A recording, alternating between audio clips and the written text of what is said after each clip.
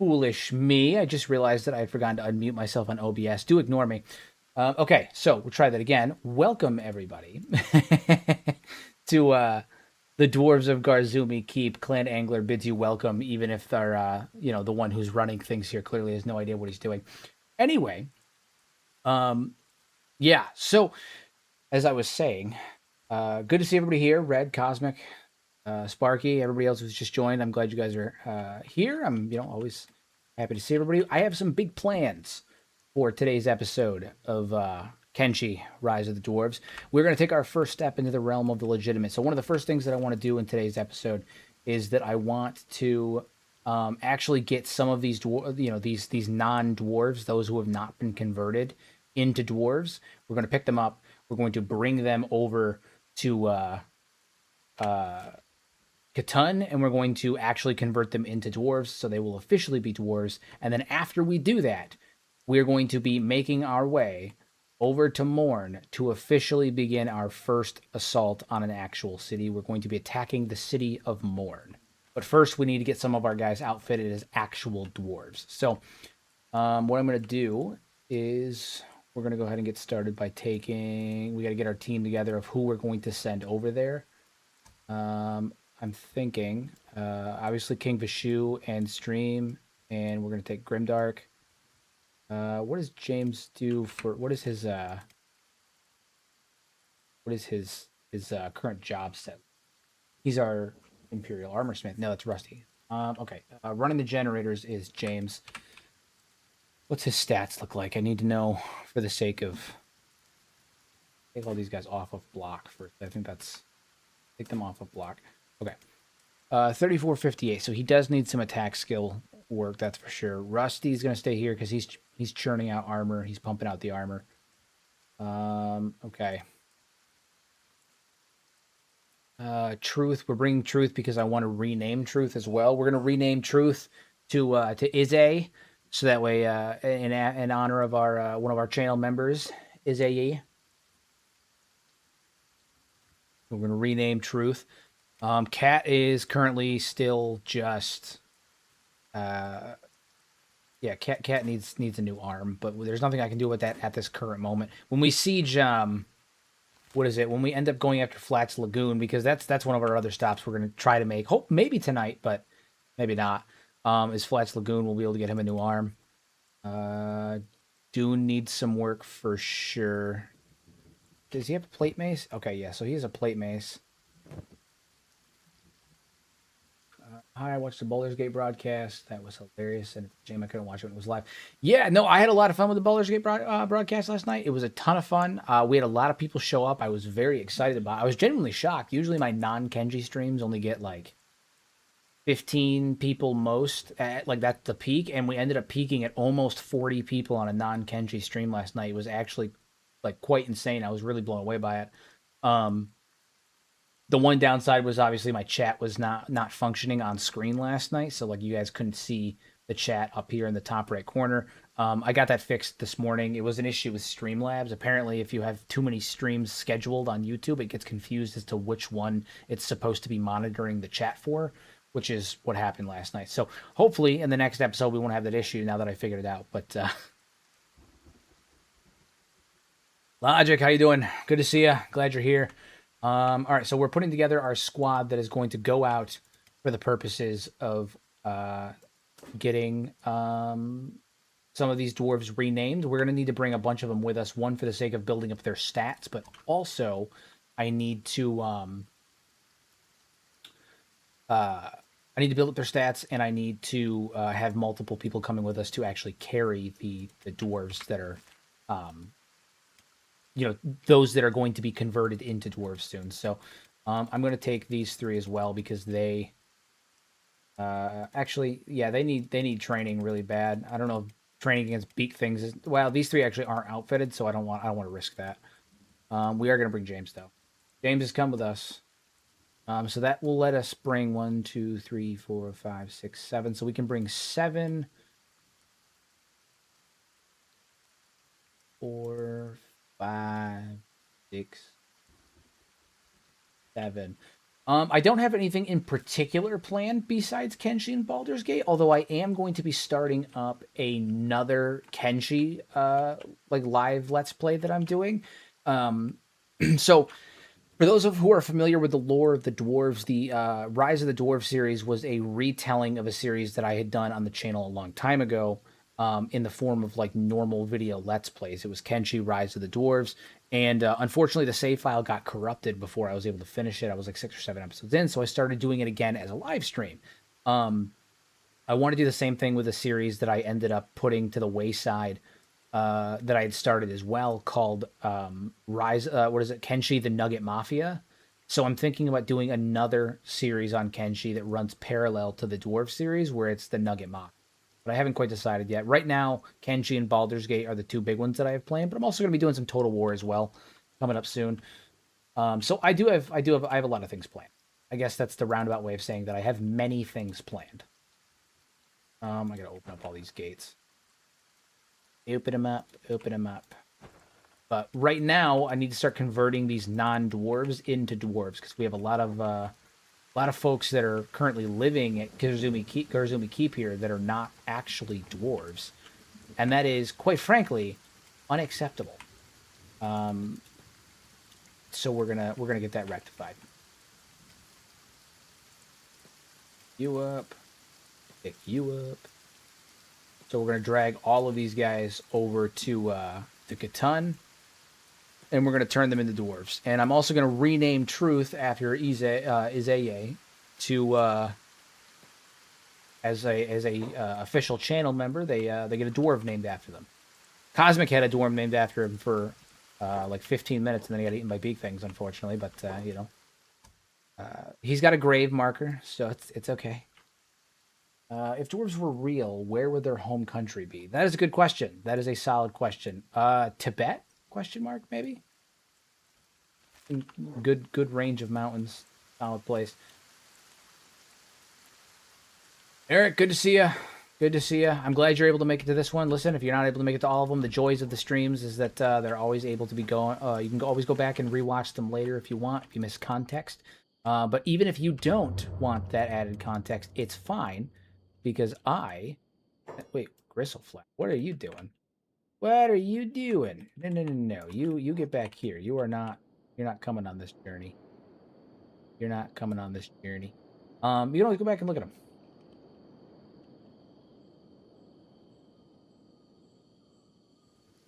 them. Guess to win the Discord will be up. I should have it up very soon. My hope is that I'm going to have it up by next week. I need to sit down with Stream. We need to get some of the coding and bot stuff set up for it as well. I'm trying to make sure there are extra security precautions in place for things like age verification and whatnot. I want to make sure that our community is safe for everybody that is able to join, and I want to make sure, obviously, that everyone in it is behaving themselves and doing all of that stuff as well, and that we don't have any issues. So I have to get some of that stuff set up. So once the bots and stuff are set up, I'm going to start dealing with all of that. But I would say maybe like within the next. My goal is to have the Discord set up by the beginning of the new year. So just hang tight for that, and we will have it very, very soon. Just hang tight. We are working on it though. All right, so now we need to head to Catan. Goal. And we have all three of our golems with us, because we don't have to worry about being attacked at Garzumi Keep. We are right outside the range of all the attacks, of all the general raids and whatnot. So we don't have to worry about that. And then the Leviathans are too slow to actually. But we have to worry about being attacked, so we can bring our heavy hitters without fear of retribution. At least for now, you know. Maybe later on in the campaign that won't be the case. But right now we can move with general freedom without fear.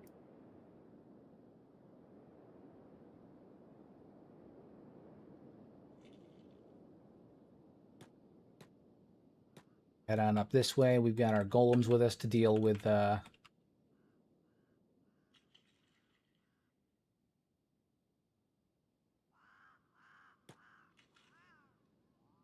right. What kind of big thing is that? Is that an adult? The only big things that I think I would be apprehensive to deal with would be elder beak things. All of you except you two get the hell out of dodge. He is running away. Is that beak thing running away? Oh my god, we managed to successfully terrify a beak thing into fleeing. I'm not even mad, that's amazing. That's amazing. We successfully managed to scare a beak thing, and then I think this is a bunch of gorilla bandits getting absolutely whomped over here. Oh no, they're actually beating the shit out of the beak things. That makes sense. Gorilla bandits are monsters, man. They're monsters. I genuinely don't know if I could take a squad of gorilla bandits right now.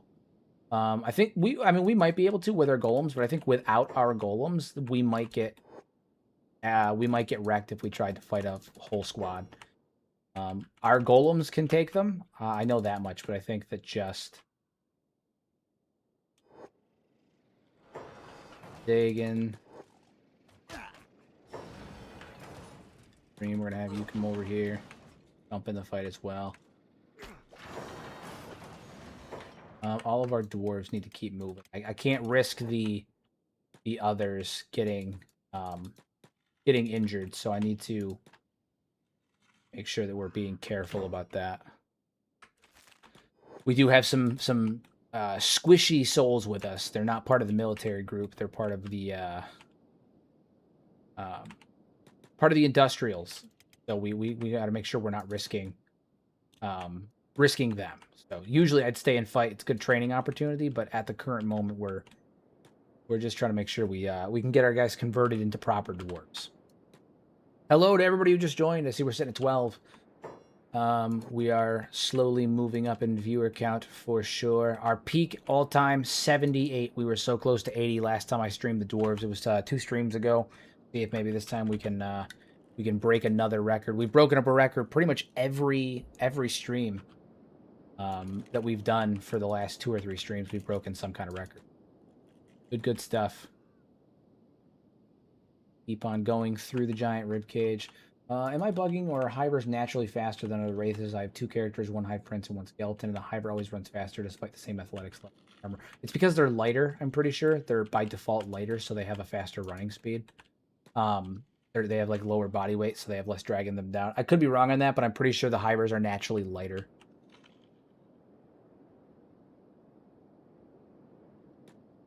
I am fairly certain they are naturally lighter. Makes them more dexterous and agile.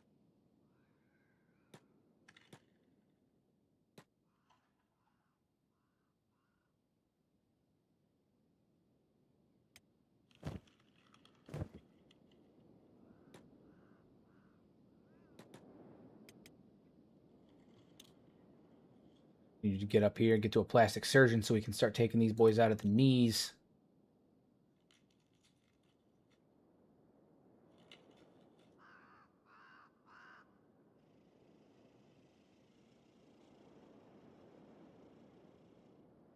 Ems is the end goal. And then, like I said, the plan is that tonight I want to launch an all-out assault on the tech hunters in the town of Morn. It's kind of a dead town, so we have less to worry about there in terms of... Oh, shit, beak things.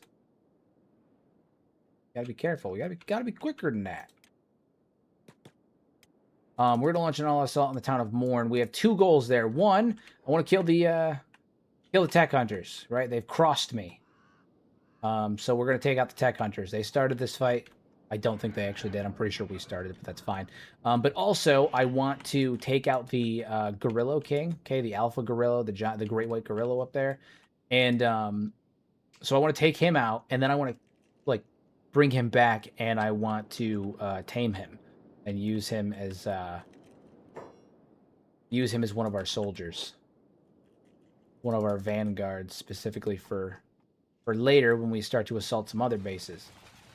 It's gonna be a good time. Hybers have peg legs, so there's less speculation time. Just made that up. Alright, so now we're gonna put all of these guys down. And we're just gonna rush them in one at a time. And have them chopped at the knees. We have enough money to do it, but we're gonna do it. And I'm gonna give them beards. because we don't have enough guys with beards, right? We're dwarves, and not enough of our dwarves have beards. And I don't think I need to explain why that is functionally unacceptable to have a faction of dwarves running around without beards. So we're going to need more of those. They're in the other bar. I gotta go to the other bar. Hero, do you know why there are flying robots in the Floodlands? I have no idea, honestly. The flying robots are somewhat of an enigma to me. I'm sure they have some general purpose at some point, like, but I couldn't even begin to tell you what their whole function was, to be honest with you. I could probably look around for context clues at a later date for sure, but at the current moment, I have not the slightest. It's not something that I've really dug into too much, just because it's kind of like, oh, they're like remnant technology from the First Empire, but beyond that, I have no idea. Come on, man, I know there's a plastic surgeon around here somewhere. You know how I know that? Because I have a mod that puts a plastic surgeon in every town, so I wouldn't have this freaking problem. Where you at? Where you at? Don't lie to me. I know you're here, bastard.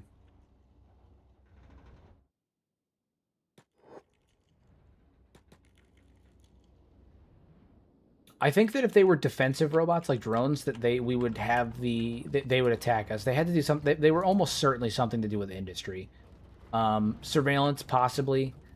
They could have been like repair drones that just don't have equipment and now they just kind of float up there. They could be, it could be something as simple as what is it? They could clean the pollution because the Floodlands was an area that was heavy for industry. They were producing a ton of skeletons. That's where skeletons were produced. They could have been like cleaning the smog and smoke and all that stuff out of the air to prevent it from effectively making the moon of Kenshi uninhabitable after they've done all this work to terraform it. So I'm going to assume maybe something like that, but I have no idea.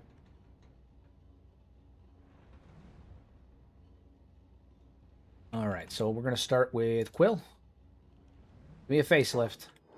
Jesus. All right. We're going to put your height down to 84. 84 is fine. Big frame. And then I think generally, I'm not going to change them too much. I'm just going to make them the right size. I'm not going to spend a bunch of time sitting here customizing them or anything like that. I just need them to be the right size. Between 84 and 86, large frames. Everything else is pretty good. Fine with pretty much everything else. The only thing that I'm going to change for sure is obviously I'm going to give the men beards. Need good beards. Big old beard for you. Good thing I have so many beards.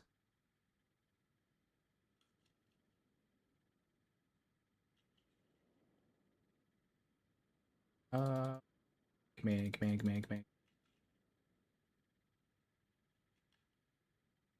I like that. It's a good one. All right. Frame 120. He is a thick boy. Boy, friggin' vey. This guy is a chonger. We're actually gonna drop his frame just to, because he's like naturally thick, like a Snickers.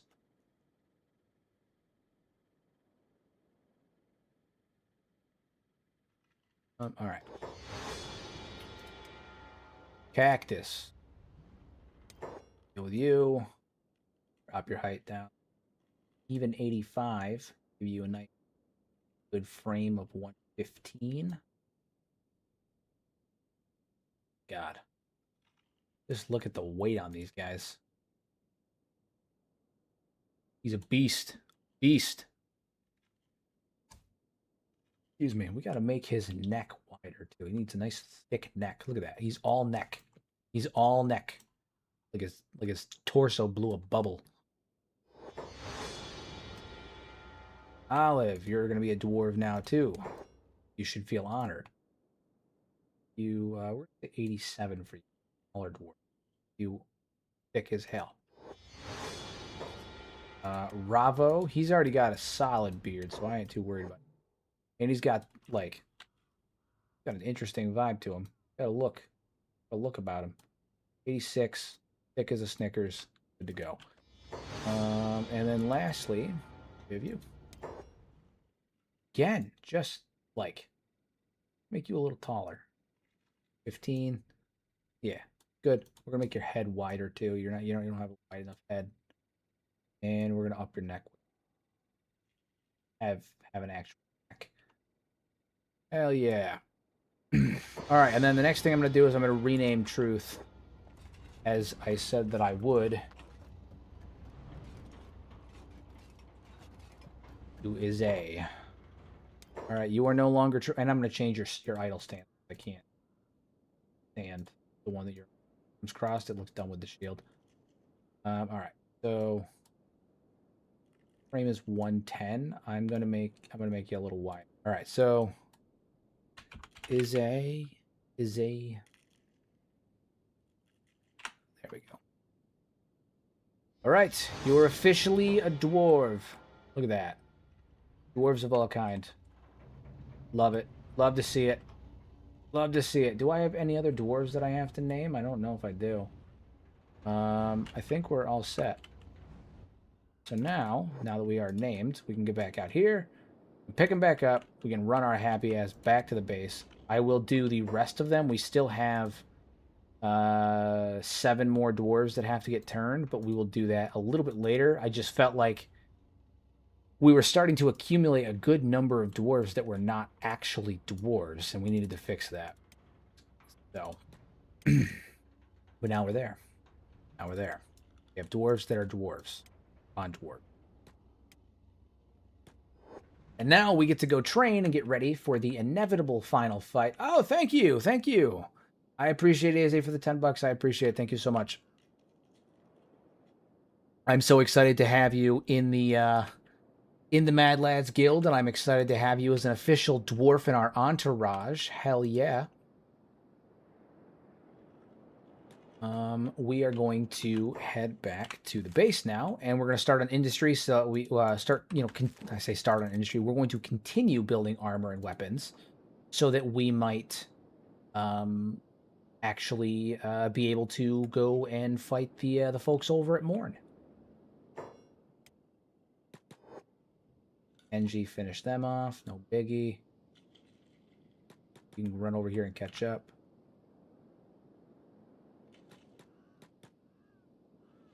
Izay is in fact a legend. Absolutely. Sincerely appreciate your continued support. I'm glad you're enjoying the series, and I'm always happy to have you as a part of the Mad Lads Guild. So I try to make sure that everyone feels welcome and is able to, feels as though they're able to approach as well. That's something that I've been really trying to cultivate in the community. So I'm glad that you're enjoying yourself. I'm glad that you're having fun with the series, and that you feel like you're a part of it, as you should, because you are. You're a big part of it.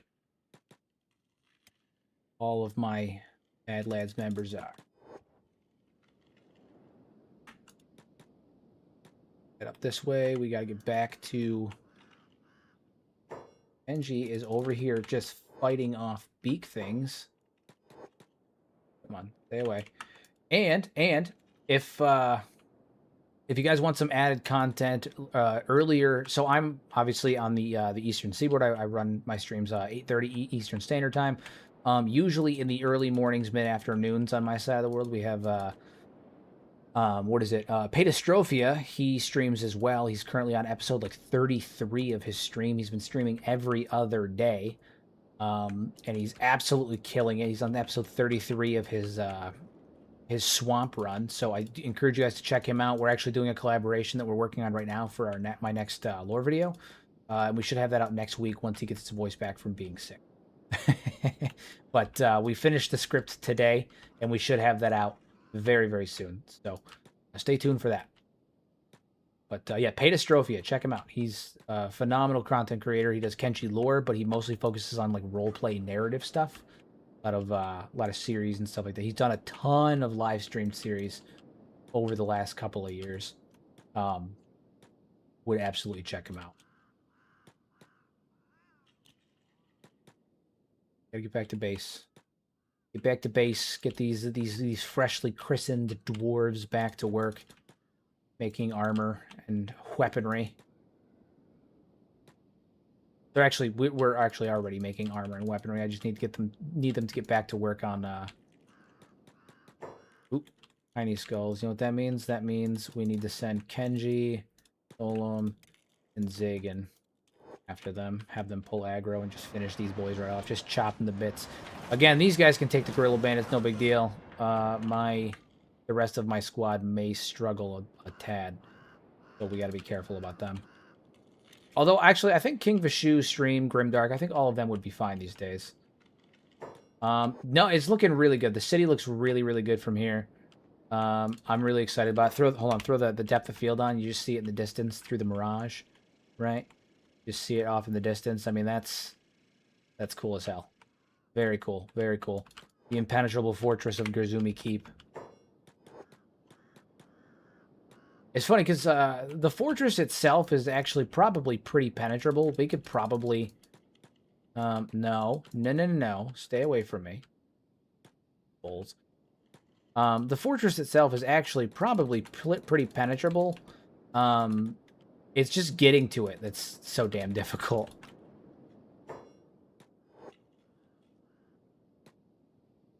Send them back over, and then we, I think we should have enough equipment having been made now that we should be able to start outfitting the rest of our guys as well. Weapons and armor, weapons and armor. We get back to work. Get back to work. Put everybody down. Oh yeah. At the front door. And we are back to work. We are operational. The dwarves are running around doing the things they need to be doing. Captains of industry. The last thing I need to do is I need to get electrical components as well, which we'll get during the Siege of Morn, hopefully. They don't have a lot of stuff there, but we need electrical components so that way we can upgrade our ore drills to automatic ore drills. So we don't have to have people running them, and then Dead Tree and Cactus can focus on other shit. Focus on other things. We need to put you guys back in the over into the industrials now that you guys are all turned. All right, Golem. Pull in these guys back in the industrials. Now over into the industrials. They were never there in the first place, but I need to build some defenses like cans. I do need to build defenses. That is something that I do need to do, especially because, you know, I brought it up in other episodes, but like we are safe and good right now. But when the raids start coming, it's gonna get dirty. I mean, they're not gonna send small factions. It's gonna be gnarly. So we do need to prepare for that, which is kind of the purpose of this episode. Is I want to start really heavily preparing for that. I want to focus on getting our guys equipped, getting their stats upped, getting them properly, you know, set up for all that stuff, getting some of our vanguards in terms of, you know, the guerrillas. And then in addition to all of that, I need to expand our numbers too. So we have a plan. We have a plan. All right, we need to get you outfitted. High grade. I need to get him outfitted as well with high grade stuff because he is our lords, our nobility, Lord Grimdark, one of our nobility anyway. So I need to make sure that he has high grade everything. Okay. Yeah, so he's all set. All right. Ize's fully outfitted.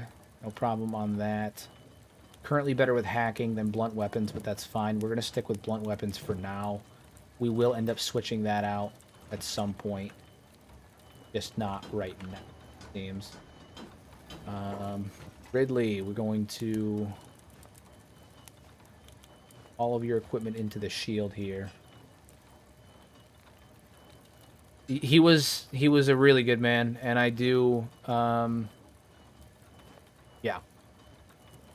It was most unfortunate. I've talked about it in previous streams before, but Grimdark was actually one of the reasons that my channel was able to be successful. I got my first large bump in subs from Grimdark. He had shouted out my content in his Kenshi is Grimdark Done Right video, and it's because of that I ended up getting a massive bump in subscribers. I got like 500 or 600 subs over the course of like 2 days. And this was back like very early on. So there is a chance that like without, and mind you, when this happened, I had started to slow down on content production. I had not put out a video in like a couple of months. I just had kids, and I was wondering about maybe stepping away. And he that bump he gave me caused me to keep going. So truth be told, without Grimdark, there may not even be a Hero in His Head YouTube channel. He, you know, jump started my channel back into back into production. He gave me my first big bump in subs, and we were, you know, starting the works of talking about potentially doing a video together on both his and my channel when everything went down. So when he, you know, we first got diagnosed, and then we put it on hold, and unfortunately he passed before we got a chance to do any of it. He will be missed. He will absolutely be missed. He was a good dude.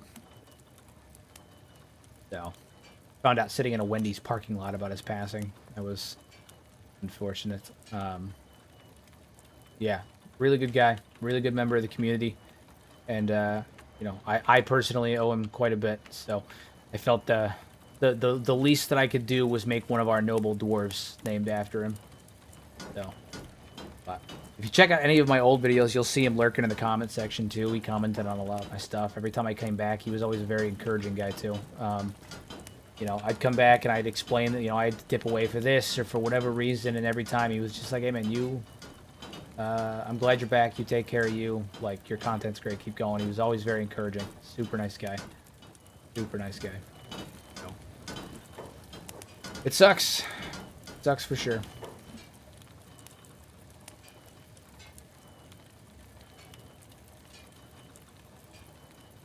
Alright, we need to... I'm going to give Grimdark that specialist grade helmet.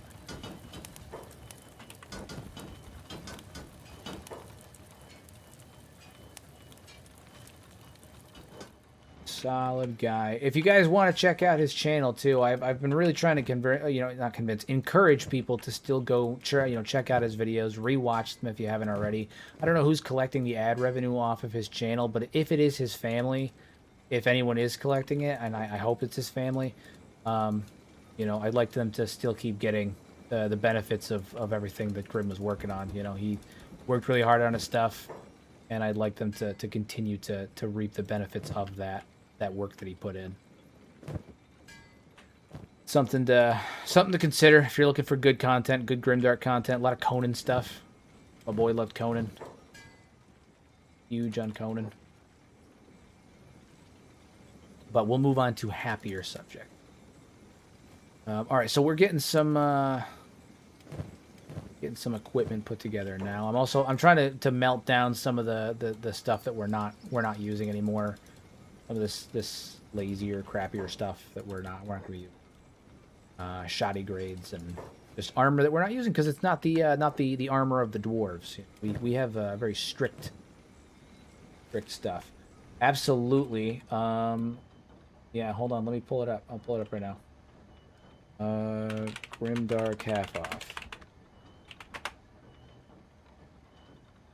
Yep, I will link his channel in the chat right now.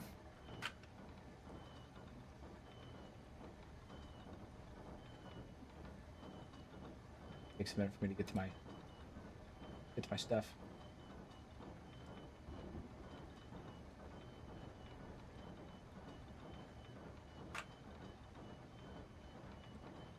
There's the link, Grimdark half off. Again, go sub, go check out his stuff. Make sure he's still getting revenue. I don't know. Again, I don't know who claims the revenue. I don't know if it's his parents, if it's his sister, whoever it is.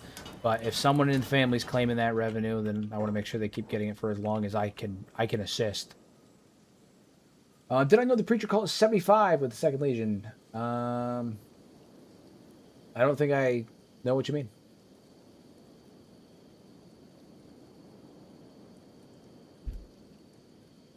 Maybe I'm misreading it or I'm having a moment, but I have no idea what you mean. Are you talking about the Holy Nation with the Second Empire exiles? What are you talking about? I have no idea. No idea. Why does my dark UI have that rusty look? Because so not only do I have the dark UI, but I also have my my reshade on that adds the overlay on it. So it's unfortunately it's the Suki V2 reshade that is not accessible publicly anymore. You can't download it, anything like that. So it is not available to the public, but it comes with the reshade.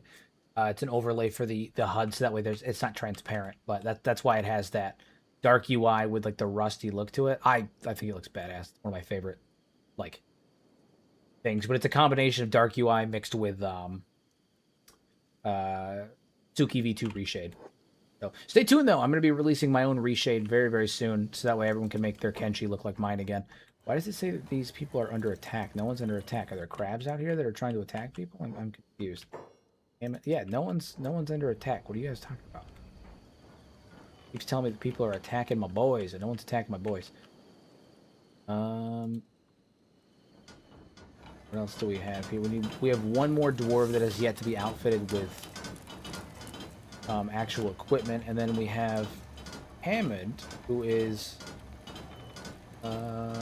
making equipment, but he has not made anything in quite a while, so he needs to jump on that. What's he doing with this? Still making plate masons. Yeah, we need to get another dwarf working on. Oh, yeah, the crabs are attacking through the base, like through the thing. That's nonsense. Jesus. Crab attack. He's literally attacking him through the wall here. Like he attacked him through the wall. Nonsense. Okay, I need to fix that. I need to fix that. I'm going to use the Shift F12 to scoot these walls, so that way they are like, instead of having the walls go right up to the door, I'm gonna have them connect to the ends here, or connect onto the building, because I can't allow that. Can't allow that. But I already built the wall, so we're just gonna rotate them. Then I'll save and move. Not cheeky because I built the wall already. I'm just moving it into position.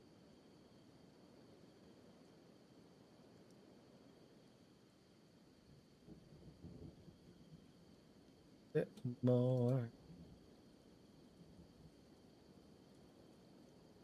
Rotational.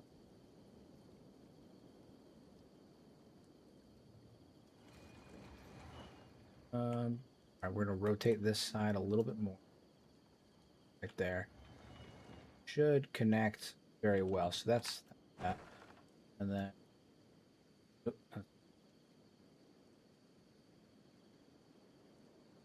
-0.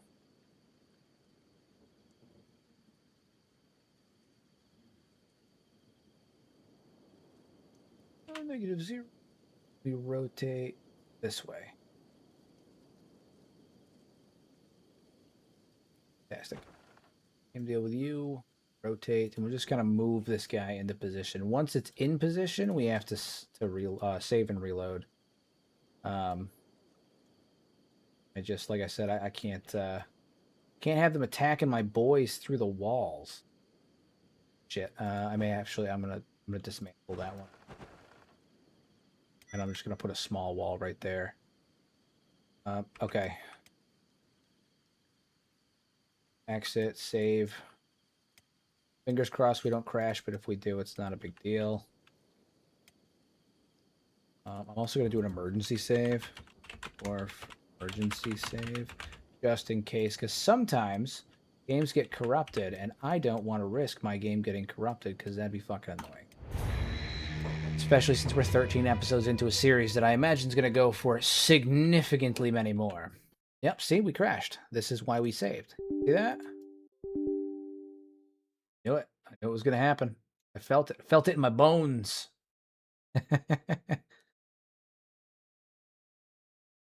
Felt it in my bones. That's fine. We'll do an import just to be safe. I know, Kenshi crash? No. No, why would it ever do that? Yeah, we got the one. What is it? I don't think we crashed last stream, so we got the one crash of the stream out of the way, and we won't crash again until 2 streams later. That's how it works. We're loading in. We're loading in. No, crashed again. Holy fucking bay, man.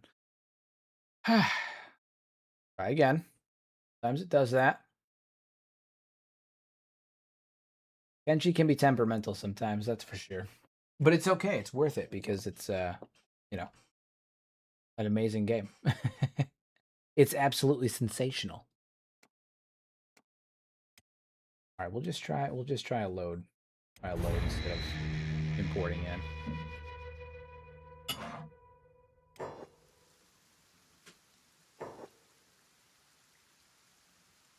Come on.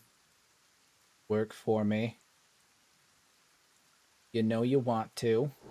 Hell yeah. Okay, we're back. We're so back. No biggie. All right, so we need storm walls. It all things considered, honestly, it could be far worse. It could be far worse in terms of Kenshi's stability. You know, some people get really upset about it, but it genuinely could be far worse. All right, so we're gonna need 2. That's for sure. I'm gonna put 1 here, and then I'm gonna have to save it, and then I'm gonna have to build a second one out here. And I'm gonna have to do the same thing where I build it, and then move it into place. So I'm just gonna build the 1 right there. I'm gonna have to move it into place after save, and it will probably be fine. It'll probably be fine. We'll get these built real fast. But this'll help protect our boys a little bit better. Little bit better. So we need Grim to get back over here and build that one as well. I think he's coming. Where you at, Grim? Sitting around? No. You need to stop sitting around. You need to go get a damn... My wife was kind enough to bring me pie. I've never been so excited for anything in my entire life. My lord. My lord. Love me some pie. Okay. We need to go get a building material. Oh, actually, you know, I can probably just pull them out of there. All right. I think we need just 1.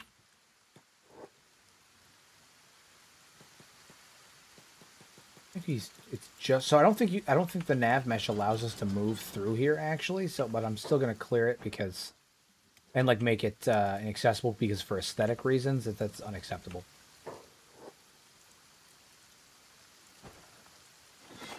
Hello to everybody who just joined. People in. Welcome to the Dwarves of Clan Angler. I'm gonna same deal. I'm gonna move this into place. I'll save it and do a quick reload. We should be fine. Shouldn't have an issue this time though.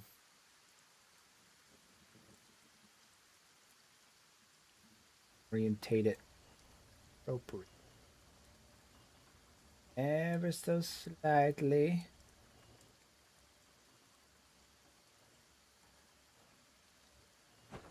Perfect. Okay. Then we save it again. And we also save our emergency just in case. And now that that's there, I'm going to back up so that way when we load, we get the full view. It's not trying to load in on the macro scale. And should be fine. Emphasis on should. Nope, crashed again. Son of a bitch. It doesn't help that the save file is getting older. It's 100 and something days, and when you start messing with the Shift F12 menu on a save that's 125 days old that has that much stuff going on, it gets a little wonky. Like during my build videos, you'll see I save and reload all the time, and it's super quick, and there's never an issue. But when you start doing it on saves that are, dozens of hours old that have a little bit of bloat to them, in addition to you're loading in a lot of things at once, that stuff compiles and makes it a little unstable, a little bit more unstable, because which is why I try to do less and less Shift F12 edits in this series than I did say at the beginning. Son of a bitch. Yeah, this is why I try to do less Shift F12 edits um, in this series than I did say in the beginning, because as the save gets older, it's more prone to crashing when I do them. So that'll probably be one of the last times that I do a Shift F12 edit for a long, long while. I couldn't have that fucking wall sitting there like that.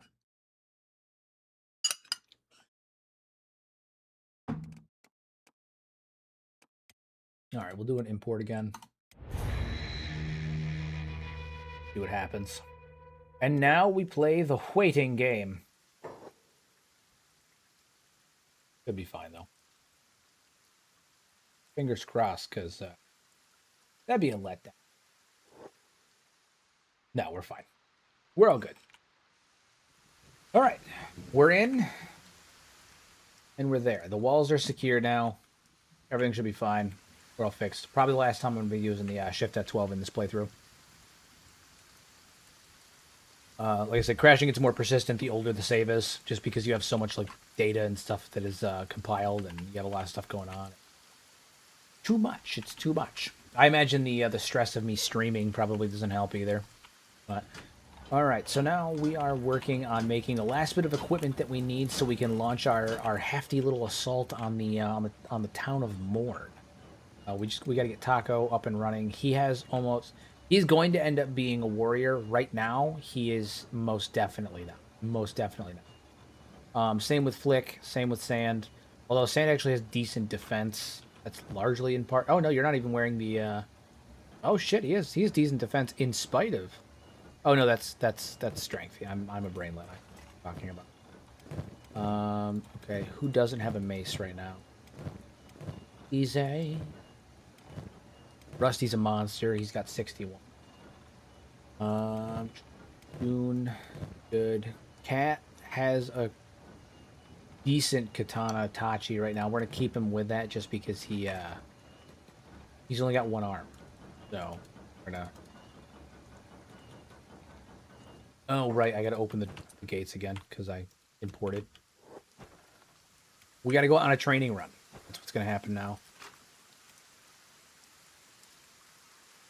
Why import? I'm new to the game, and your repositioning of those walls is a little scary. Why are your PC specs? What are your PC specs also, if you don't mind? Would you having more RAM make it low crash worthy? Okay, so this is a combination of a couple of things. You import because when you import, it effectively like gets rid of some of the jank. It basically it takes all of the data from your world, like all of the characters, their positionings, the buildings that are laid down, and it imports all of them into a freshly generated world. So it gets rid of some of the jank. It removes some of the issues that might be causing the crash. I do them before every stream because it makes the save more stable for longer. In addition to that, repositioning the walls, it can be a little scary. It's only causing crashes, and I mean this very, very seriously. I've talked about this for years on the channel. You can watch all of my build videos if you haven't seen them before. I am a big, avid user of utilizing the Shift F12 to get more like micro-positioned buildings like that. That's how I'm able to build like complex, like compact keeps like this, where buildings overlap with each other and shit like that. But when you do that, when you move any buildings, walls, anything like that, in order to make them persistent, where your characters can't just run through them because their collision stays put, in order to move their collision, you have to save and then reload after you move it. So you'll move an object, you'll save, and then you'll reload. If you don't save, you'll be able to run right through it because the collision stays where it used to be.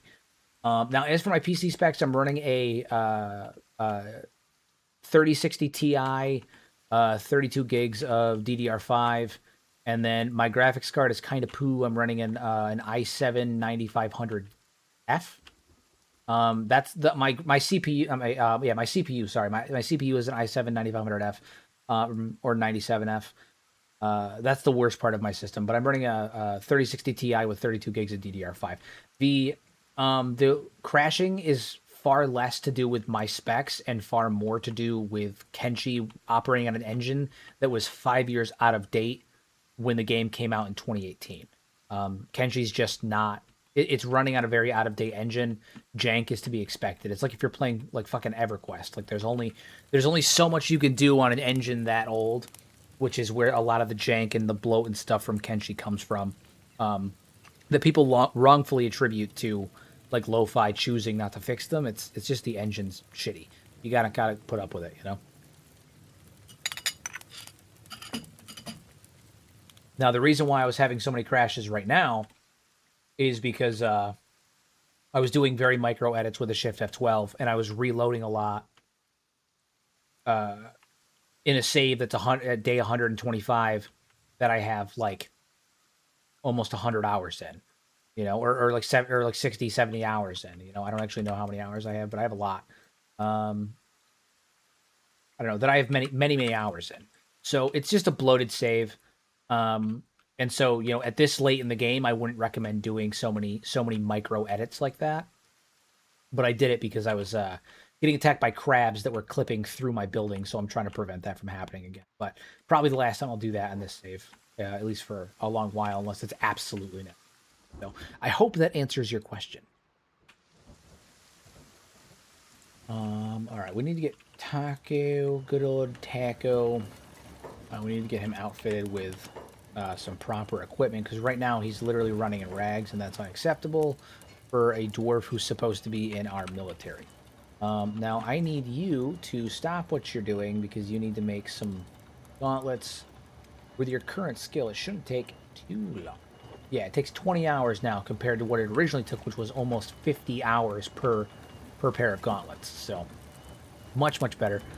He's operating at 74, which means he's pretty. I mean, specialist grade is the most you can make, you know, except for my Tau, but I'm not quite there yet.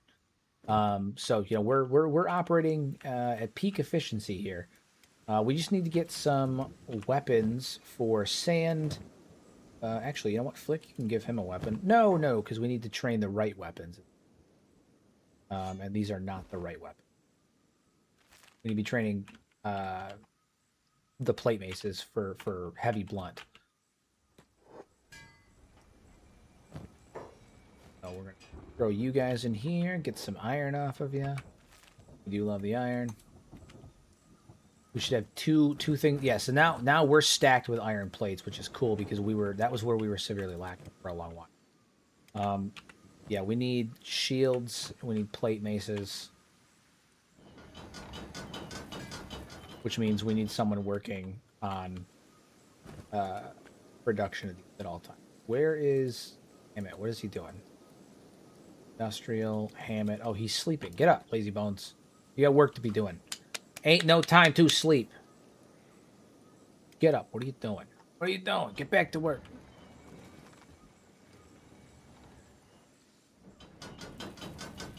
I'm going to take him off of the iron refinery. I'm also going to take him off of that machine, and instead I'm going to put Echo on there on the steel refinery for right now. Yeah. Hammett was on them for a while, but I don't think we need him on that. And then plenty of fabrics being. We're all set on that front. Plates are being beaten. Yeah, we're looking mighty good. We're looking mighty fine. Leather armor. Guard armor. Yeah, we'll start working on that stuff very soon. Boots, gloves with leather.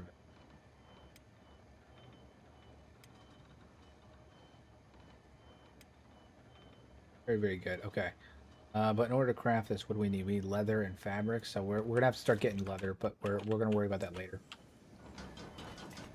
We're gonna worry about that later. I don't know. Does it? It does. Yeah. So my plate beaters are slowly. I say slowly. They're actually doing quite well. They're gonna be, you know, master smiths at some point here very soon. So that'll work out well. I'm going to take this opportunity, because we do need to work on our defenses a bit. I'm going to take this opportunity to upgrade our defense. So we're going to dismantle these crossbows, because it's not like we're using them anyway. And eventually we're going to get some skeletons to man these crossbows permanently. They'll never have to come down for food or any of that crap. Just sit up there. We're going to put some Mark II auto turrets, steel bars, copper, electrical components. Yeah, we can do all that stuff now. We're going to get some Mark II auto turrets up here. Boop. Boop. It's going to be fire. It's going to be fire. And then I'm actually also going to put One here. And here. And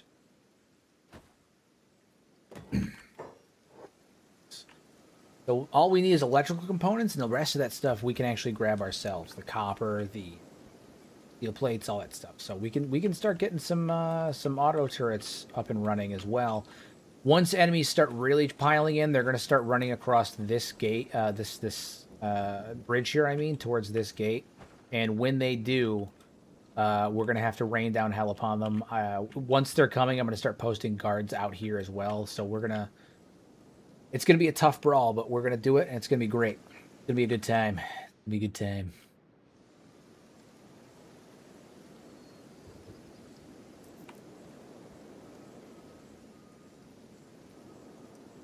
Hell yeah. Hell yeah. What are we doing on weapons? Weapons are my big thing right now. We need more weapons being produced. That way we can outfit our guy. Dune's good. Got a weapon. Cat's good for now because he's only got one arm, so him running with Itachi's not that deal.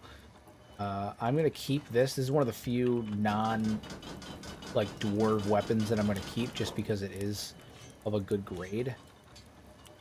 Do we have any? No, we have. And then we just need one more. Although you do have a dwarven spear, but not quite what we're going for. And we need shields too. So I think after this gauntlet, I'm going to make a couple of more shields to bolster these guys up a little bit. Because the shields will up their stats a tiny bit. Give them some added defense. I'm also going to give these backpack to some of our industrial individuals who need it for purposes of hauling. Probably some of our farmers. Who's working the farm? Red basket, wheat farm. Alright, so I'm going to have you give your backpack to... Good move. Very okay. Yeah. You go over to Zan. San, give your bag to Zan. Anybody else have a backpack? You have a knapsack. You're going to give that to Hope Fu. No, Skins. Skins. They don't need it because they're going to have shields that'll allow them to store stuff there. God damn it. Skins. There is... Click. Right. Trade. And there we go. Take the rucksack. You're going to need it. Anybody else got a backpack they're not using? They shouldn't. Oh, everybody's good now. Oh, yes, the king does. Alright. And don't mind.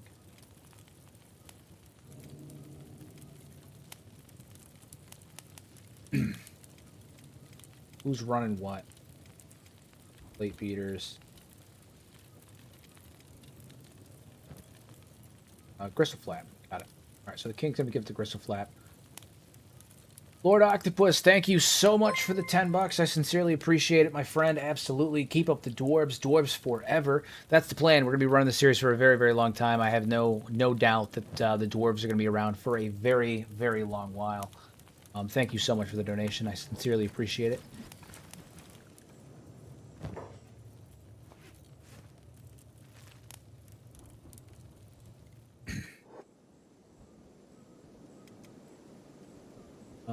Absolute legend. Absolute legend. Thank you so much. Seriously, I sincerely appreciate it.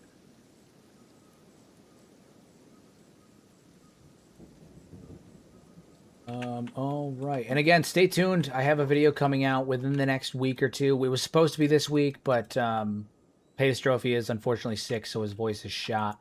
Once his voice is back up and running, we should be able to get it out. But I do have a new lore video that should be dropping very, very soon. Very excited about it. It's an in-depth analysis about why the Shek Kingdom, regardless of success, are doomed to fail. We dive right into the Shek Kingdom. We talk about how they stack up against the other nations, where they're at, all of that stuff as well. So it's a really good in-depth analysis about both the Shek Kingdom and the hypothetical about what would happen even if they were to win their war against the Holy Nation of the United Cities. So why they are doomed to fail even in victory. Just kind of sad when you think about it. Kind of sad. But true. But true. Okay, I'm actually going to, because Rusty is constantly smithing, I'm actually going to move him into the smithing group. He is really strong. He's actually like quite strong, but I'm going to have him run the smithing group. Yeah, see, that extra wall worked. It keeps them off there. So we went through 4 crashes to get there, and it was a bit of a pain in the ass. It did disrupt the flow of things, but it does keep them off of, from breaking things. So positive has been made. Plus, to be honest with you, now this looks even more secure because we're gonna have somebody up here just firing down, and they can't rush over and get like glitched through this wall. They're not even gonna bother right here. So it's good. It's good. That's the way to go. All right, we're gonna take all of our guys right here that are currently. Wait, we built a turret. Where did we build one? I didn't realize we had the stuff to actually build one. Where the hell did we build it? Hold on, I'm shook. I'm shook. Yeah, shit, we actually built one. I didn't realize we even had the stuff to, like, put one together yet. No, we built 2. Hell yeah, dude. I didn't realize we had enough electrical components to actually build them yet. How many does it take? Iron plates, electrical components. We had 8 electrical components just laying around? Fucking where? Where? Do we have the stuff to make them? Am I stupid? Don't answer the question, but it's a rhetorical question. Am I dumb? Are we making them? Did I forget? Electrical workbench? I don't think no, we're not making them.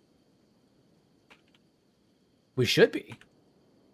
Well, shit. Okay. I guess I need to find. Yeah. Okay. Well, I'm gonna put this in the smithery, because we're gonna start making electrical components, and then maybe we don't have to worry about that anyway.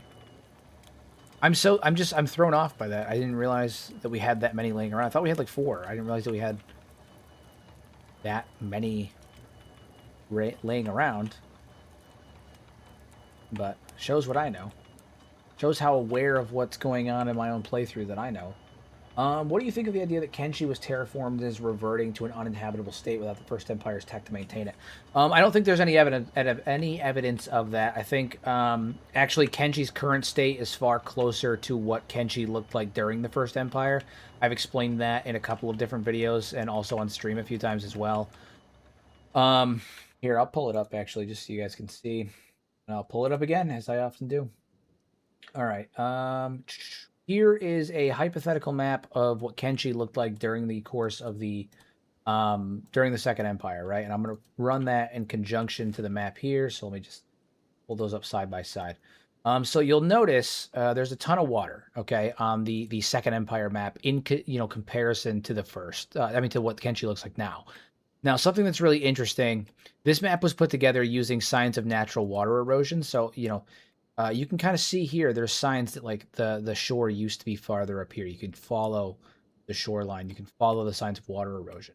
You can follow indicators using things like the natural topography, little breaks in the water, evidence of potential water being there, the fact that the Holy Nation lands are so fertile, and you can literally see the grooves that indicate, the changes in color that indicate that like this area used to be submerged underwater, right? This like natural area here that has water in it, this canyon that has water in it, but the water levels were a lot higher during the Second Empire, right? So when we follow those natural signs of water erosion on the topography, you get something that looks pretty close to this, okay? So this is what the empire looked like during the Second Empire. Now, the reason I bring this up is that when you do this and you follow those signs of water erosion, what you'll find is that many of the Second Empire structures, okay, so anything that says Old Empire, are either on land, right, or they're right on the coast. They're all on the coast. Second Empire buildings are all on the coastline. First Empire buildings, anything that says ancient, many of them are, some of them are on land, but many of them are actually underwater. In comparison, when you look at the map of the like a Second Empire map like this, when you fill in those signs of water erosion. So what that tells me is that the water levels on Kenshi originally, right, looked like this when the First Empire was run. This is about where the water levels were. Then between the First and Second Empire, the water levels rose to something closer to this. And now what you see, however many thousands of years later, is the water levels actually going back down to what they used to be. So I wouldn't say that Kenshi is reverting to an uninhabitable state. I would instead say that Kenshi is going back to the state that it was in during the First Empire, not reverting to prior to that. I think there's far more evidence to suggest that than there is that Kenshi is becoming uninhabitable.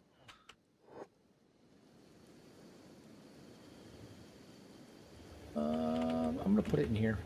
More sense to me. Electrical workbench. So I can maybe squeeze it in here somewhere. On the second floor where the batteries are. Yeah, yeah. Put it up here. Yeah.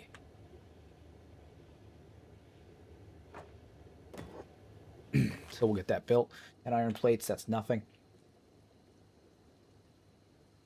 So no, I don't think that Kenshi is reverting to what it was before, though. That's the gist of what I was saying. Is I don't think it's reverting. I think it's far more likely that it is reverting to what it was during the First Empire, not prior.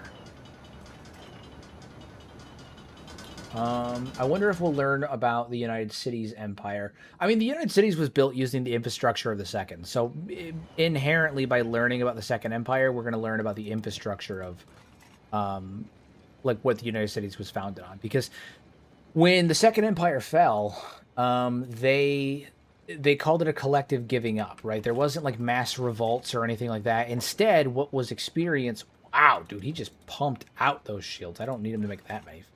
How many did you just make? He made a lot.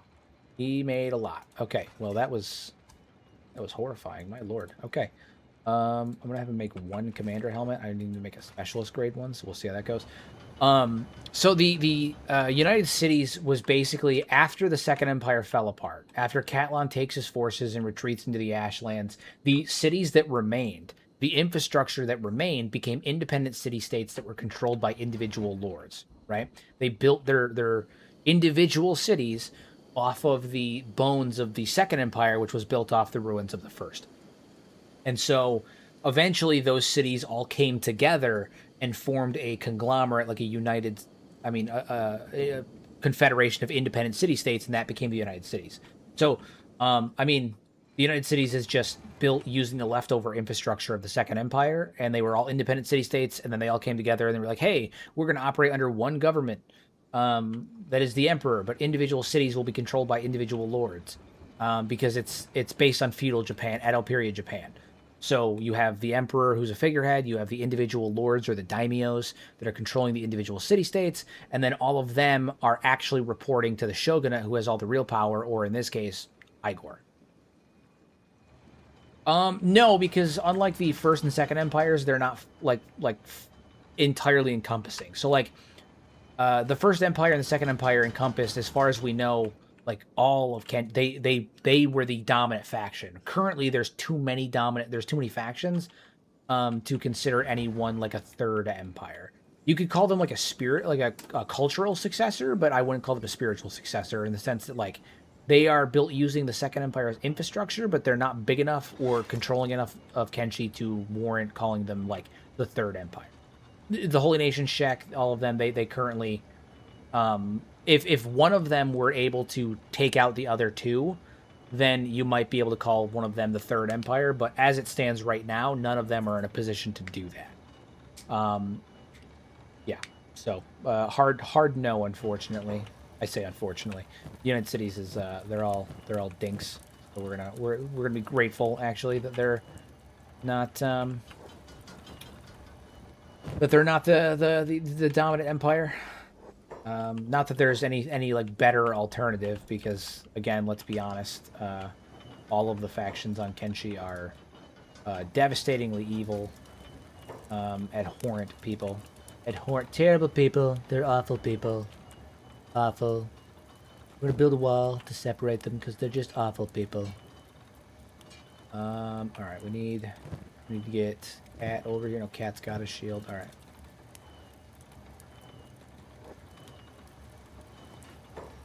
Nice. Flick over here. Fantastic, and taco. Fantastic. They're eating bone dog. Yeah, I mean, has to be done. Sometimes it has to be done. You know, it's not glamorous, but it does have to be done sometimes. Sand has no weapon? Why does Sand have no weapon? Is there a weapon available for him to take? Yeah, it is. Get over here. To equip that. Taco, we're gonna get over here. We're gonna take that pole arm. We're gonna replace it with. Okay. All right, we're going out on a training run, and this time I'm doing something quite dangerous, as I am not going to be bringing. I'm not going to be bringing Zagan. Any of the golems. I'm not going to be bringing the golem, but we are going out on a training run, and it's going to be okay. Probably, maybe, sort of. You're on block. You're on block. You're on block. You are definitely on block. I just need to build up some of their block stats. We demand the Catlon files. Yeah, literally. Literally. I need to know all of the dirty secrets of the Second Empire. I need to know what they were up to. What were they doing on that island? Okay. I've known them for years, the people of Catlon's Empire. They're terrible people. Awful people. Awful. Really terrible. Alright, we need to head over. We're gonna head over to the Fish Isles first. Do a little bit of training. Inside the Fish Isle City. Against the fishmen. Nothing crazy, because they're not going to build up our stats too much, but I need to establish what these guys can do. Dude, I'm actually going to take you off of block. You have good block as it is. Same with you, Cat. I think you'll be okay with a 30. You're probably going to get beat up a bit, but Flick, Taco, and Sand need to stay on block. I need them to earn higher defense before I can risk sending them out to combat, especially if we're going to be attacking Morn this episode. My plan is to attack Morn this episode, so we're going to put them all on hold as well, and I'm going to lead them to us. Alright, so they're charging in. They're coming in. It's happening. King Vishu is going to launch the first attack. Charge them now. There we go. Oh, nope, Stream's taking the first attack, because why not? Alright. Little fight. Nothing crazy, but we can build it. Plus, we need to build up their proficiency with their blunt weapons as well. So they've got maces and shields, and frankly, the animations look badass when they're using them. The animations look quite badass when they're using them. I mean, really good stuff. You're on block, so you don't count. You're using a hacker, so you don't count. All right, go ahead. Okay, get kicked. That's fine. I mean, it looks really cool. Using these giant maces with the shields, it looks really cool. We're going to have more fishmen coming very soon. Yeah, okay, they're coming in. Ridley is down. Again, no big deal. I expect some damage to be done, but I don't think we're going to go down. I think we'll be all right. Dream's here with his giant two-handed hammer, doing his thing, his dwarven mace. King Vishu is crushing it, as he should. He is our lord. He is our lord. All hail the king.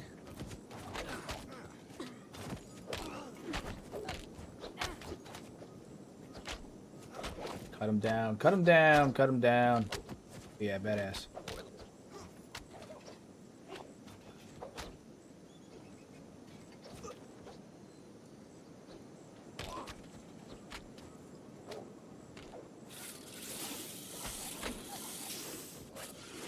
Okay. The crabs are going to prove to be a slightly bigger issue. Hopefully we don't run into too many of them. They are tough. But I think King Vishu and Stream should be able to take them down. At least a few of them. I think too many crabs and we'll run into some problems, but... Oh, jeez. Ridley got literally tossed into the air. Anybody see that shit? Jesus. Alright, James is down. Put up a good fight, though. I mean, we've taken out a number of fishmen here. I deliberately had him come to the back here so we didn't draw aggro from the entire city at once because we're not ready for that kind of thing, but I need to see how we stack up as just dwarves without the golems here to kind of aid us in our fight. And honestly, I feel good about it. I think with the golems, we should be fine to attack more. The next test after we get healed up from this combat encounter is we're going to go back to the way station, and we're going to see how that goes. We'll bring one dwarf with us, one golem during that one, because we know how it went last time. But I am actually genuinely impressed that we were able to fight this many fishmen martial artists without going down. Without the intervention of the crabs, we probably would have had this in the bag. So, all good. Yeah, all right. So it's just Grimdark the King. Sand and Taco, you know, they're on blocks, so like they're not really fighting back, but like I'm genuinely impressed they're still standing. They're doing pretty well. Taco's blocking everything. He's killing it, dude. He's killing it. King Bashu. For the ancestors indeed. For the Dawi. I'm pretty stoked. I'm going to be playing Total Warhammer at some point in one of the upcoming streams for you guys. Total Warhammer, Fantasy Total Warhammer. I have to clarify now because they obviously announced Total Warhammer 40k the other day, but very, very excited. Very, very excited. While they're going on it, while they're fighting the good fight, I'm going to partake in some delicious pie.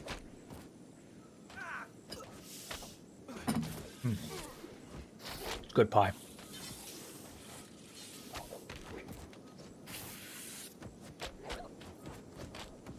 We are still going. We are still fighting. Lord Stream, barely any damage. Grimdark has finally gone down. Is anybody in real dangerous condition? Okay, so we do have a couple of people that are in pretty rough shape with some serious, like, negative stats. But honestly, by and large, we are not doing too terrible. We are not doing too terrible at all. The shoe just went down. It's just stream now, but I'm not concerned. I think he'll be fine. We're going to speed this up, let him do the fighting. Okay. Actually, I am going to open the door and get a golem over here. I am going to get a golem over here. I was hoping to avoid it, but I think just the one.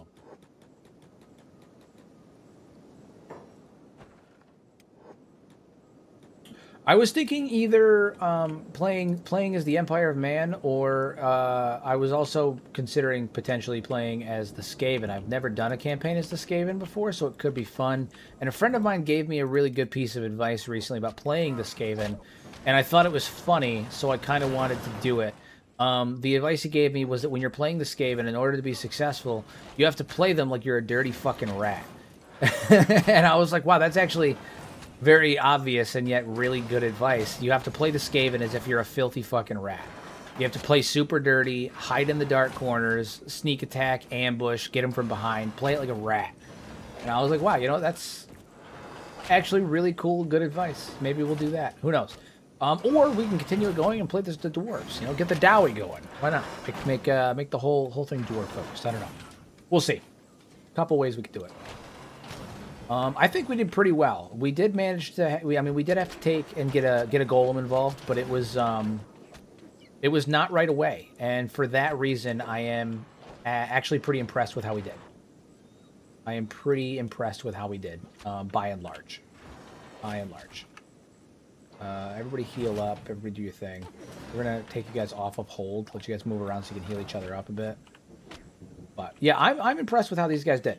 Against martial artists, right? Because you gotta remember, the fishmen, their stats are shit, but the reason they're so dangerous is because they're martial artists. Even if their stats are shit, the attack frequency on martial arts, the dodge stat, all that stuff is tough, and they have the numbers. They have the numbers. So when you consider all of that it's, you know, a handful of dwarves against a horde of fishmen, I think we did pretty fucking solid.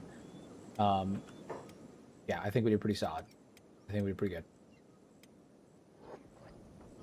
So we're going to go ahead and finish these guys off. Alright, so King Bashu, you're going to pick up Ize. You're going to pick up James. Grimdark, how are your arms looking? He's up Dune. And Ridley, you're going to pick up Cat. We still have 3 that can't move. Takeo, Flick, and Sand. How are they looking? They're in recovery comas, but their recoveries are pretty low, so they should be up and moving. Apparently, we can go back to the base, heal up, and now we have a good gauge of where we stand. We have a good gauge of what things are looking like. So we'll go from there. Fun fact: President Trump is the only other president to serve two consecutive to serve two non-consecutive terms in the U.S. The more you know. Yeah, no, that's true. That is true. There's I believe there's only one other one. I don't remember which one it was. I don't remember which one it was. But I have heard that before. I have heard that.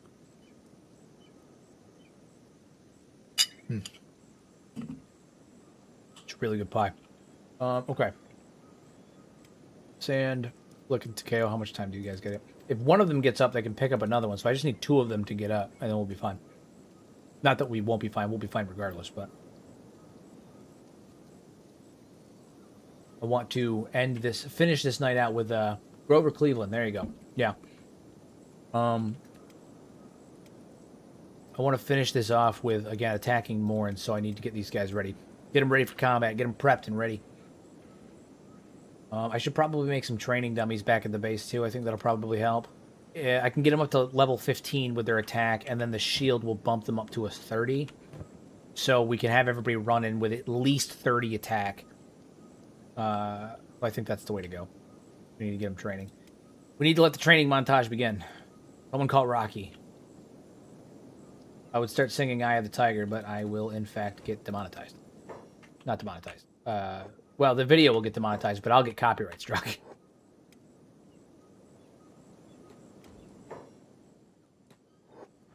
All right.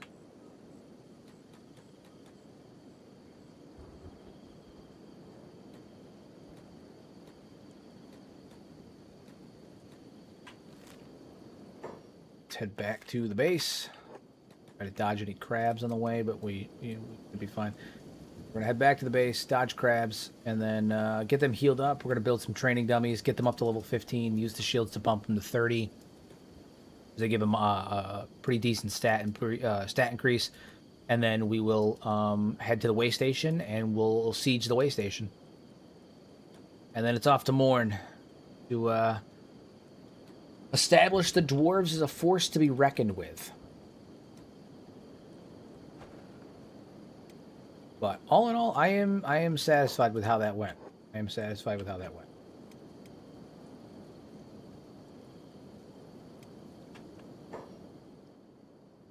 Guys. Yeah. And everybody should be sleeping now. 32 people in the broadcast. Not bad, not bad. Welcome, everybody. I hope you guys are enjoying. We're going to aim for our, we do it every stream. We're going to aim to beat the all-time record of the previous stream. So last stream we were able to get 78 people in here. Fingers crossed, maybe we'll be able to get it again. If not, no big deal. We'll try again next time. But I was pleasantly surprised last night on the Baldur's Gate 3 stream. We managed to have almost 40 people in chat, which was crazy for a non-Kenshi stream on this channel. That almost never happens. So that was pretty wild. Was thoroughly impressed on that. Do I have training dummies? Research. So I have marked 3 training dummies. Hell yeah. Got it. Electrical components. That sucks. I don't have that.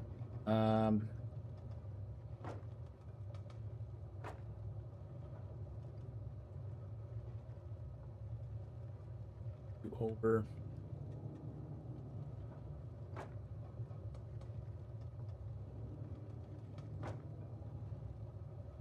All right. Those training dummies built. Yeah. I'm wondering if we have any. Yeah, so we have the iron plates. We're not going to have the electrical components because if we did, we would have put them inside these harpoon turrets. You know what I can't do though is I can actually take this harpoon turret that is partially built, send Grimdark up here to dismantle it, or King Bashu to dismantle it. What's going on? Okay, so he's going to dismantle this harpoon turret. Dark up here to help with it. Stream up here to help with it. And then I'm going to give the electrical components that come out of it to one of them so they can put them in the training dummies. We need those in the more immediate. We don't need the extra harpoon turrets. They will be nice. We will need them later, but we don't need them right now. Okay, so now we're going to take Grimdark. I need to wear those electrical. Yeah. There's one.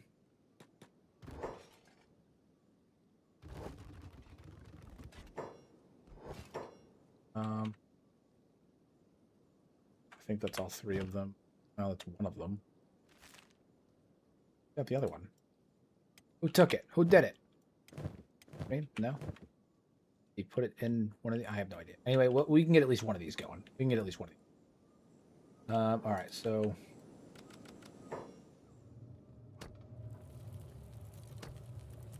Electrical components, that ready.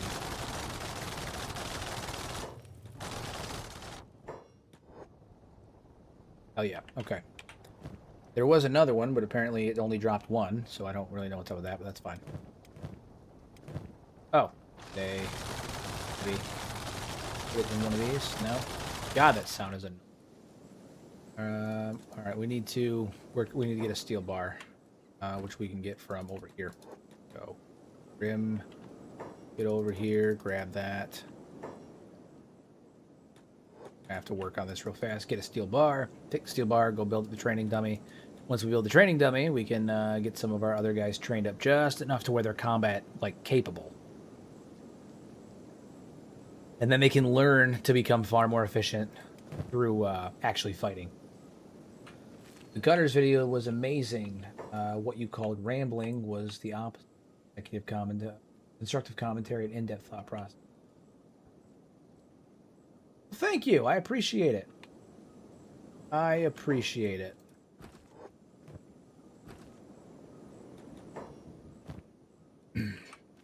I try to make... The build videos can be tough sometimes because they...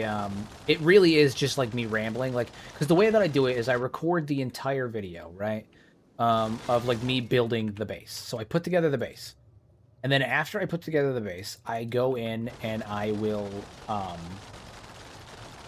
like, I'll take the entire recording. Usually it's like 2 hours long, 2.5 hours long of me building the base. I speed it up and condense it down to anywhere between a half an hour to an hour. And then I will have to sit there with the recording software on, like with my audio recording, so like in Audacity. And I will watch the recording back, and I will commentate on it as I'm watching the recording, so it happens in real time. So sometimes as I'm doing things, I really just have to ramble. I try to keep it as assistive as possible, but sometimes I really just ramble because that's the only way that I can like pass the time. Because I don't want there to be a gap in silence, right? Like it's a little uncomfortable to watch me build with like a gap in silence sometimes, I feel like. So I try to really make sure that I'm being entertaining too. But when you're building while I'm waiting for like certain things to happen, or like I'm waiting to do things, sometimes I have to kind of like just fill the gap and fill the space. We need resource gathering camp in a location with more materials. No, I wholeheartedly agree. We need to build another outpost somewhere pretty soon. That is for sure. That is for sure. Attack skill 8. Okay, so we're working on that right there. I agree. I'm willing to listen to you talk for 5 years straight. I'm glad that you guys appreciate, like, that you guys enjoy listening to me speak. Again, I try not to ramble so much, but sometimes it just happens that way. All right, we're going to take you off of the iron refinery because I think we're okay on that, and I'm going to put you back on, I'm going to put you back in copper duty. And I'm also going to put I'm going to put Kenshi on defense duty for you as well. So your job now is to mine copper again. That's what you're doing.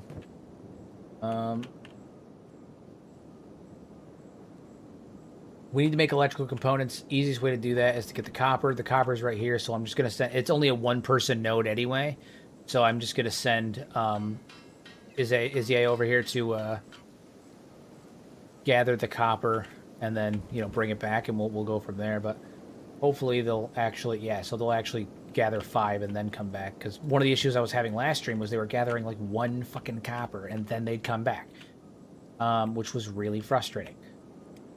So, I need to figure out who's going to be operating the the electrical workbench here. We need one person working the electrical workbench.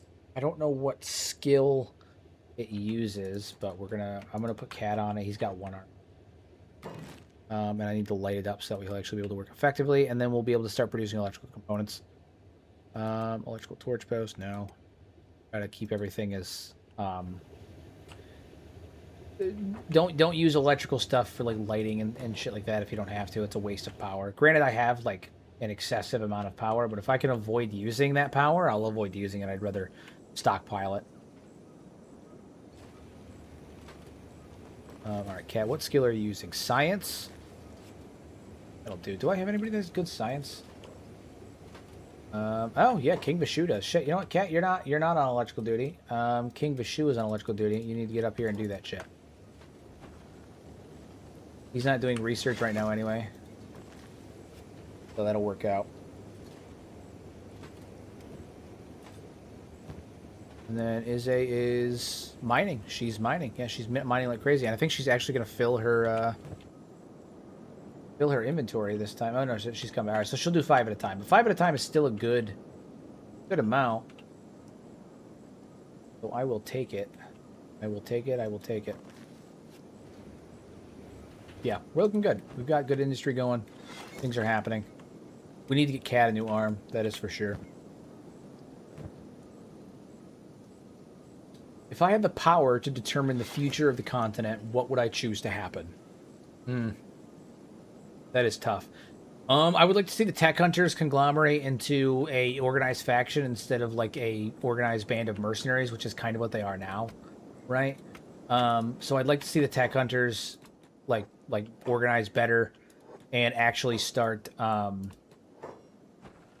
taking control of things on the face of Kenshi, because arguably they're the only ones that have the potential to actually do it outside of the major factions. I don't want the UC in control. I don't want the Holy Nation in control, although realistically speaking, at current, based on everything that we have right now, the Holy Nation is the most likely to be able to even get everything under their control, but that's a whole different discussion that some people don't want to hear.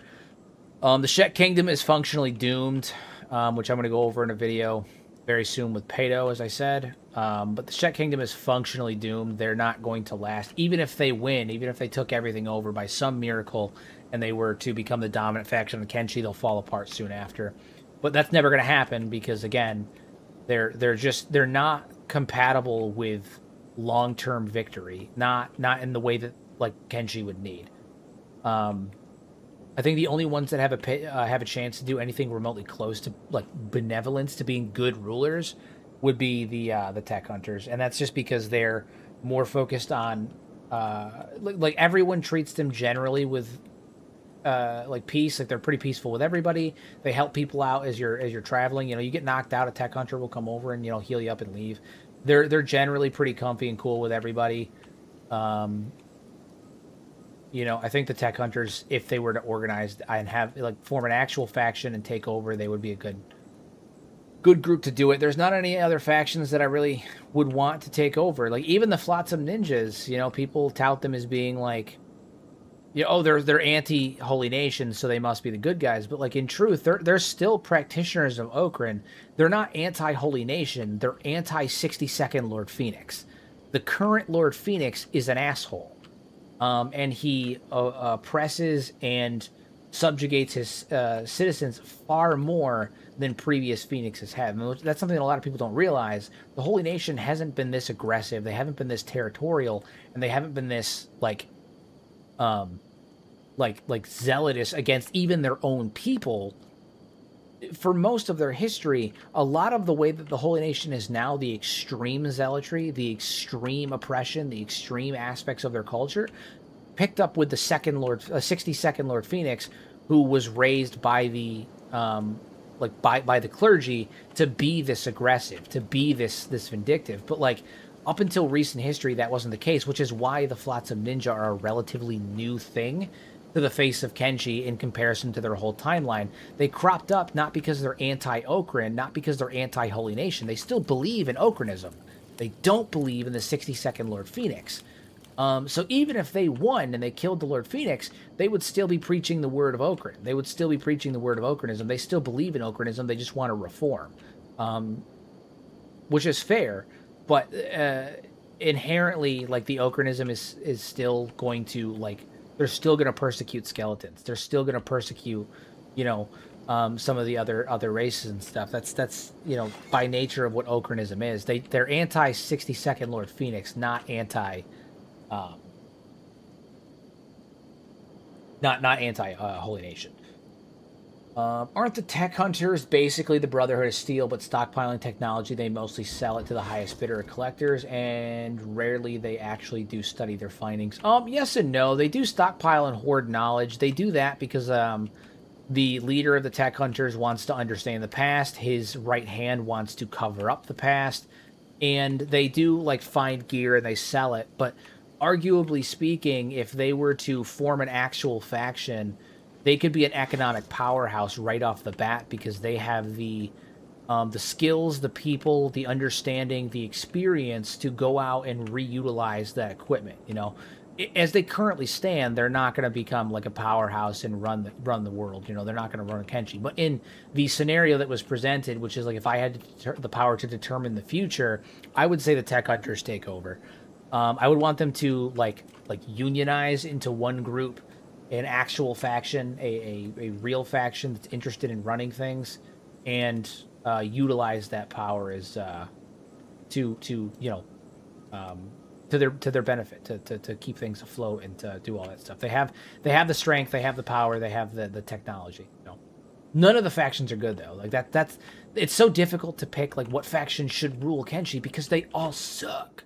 They're all terrible. Not terrible in the sense that like they're you know, they're bad factions, but terrible in the sense that all of them are bad people. They're all fucking terrible people. So you know, that's kind of the issue. Oh, sweet, we can get some other guys training now. All right, so we're gonna get cat training. We're gonna get you sand training. We're gonna get flick training, and then Dune I could probably pull him off training now. What's his actual skill level? Because I feel like it should be higher. His attack is 13. Okay, hold on. And then plus 15, and then minus 8, minus 10. No, just minus 8, right? Okay, yeah, so he's got a slight decrease. He's got a minus 1.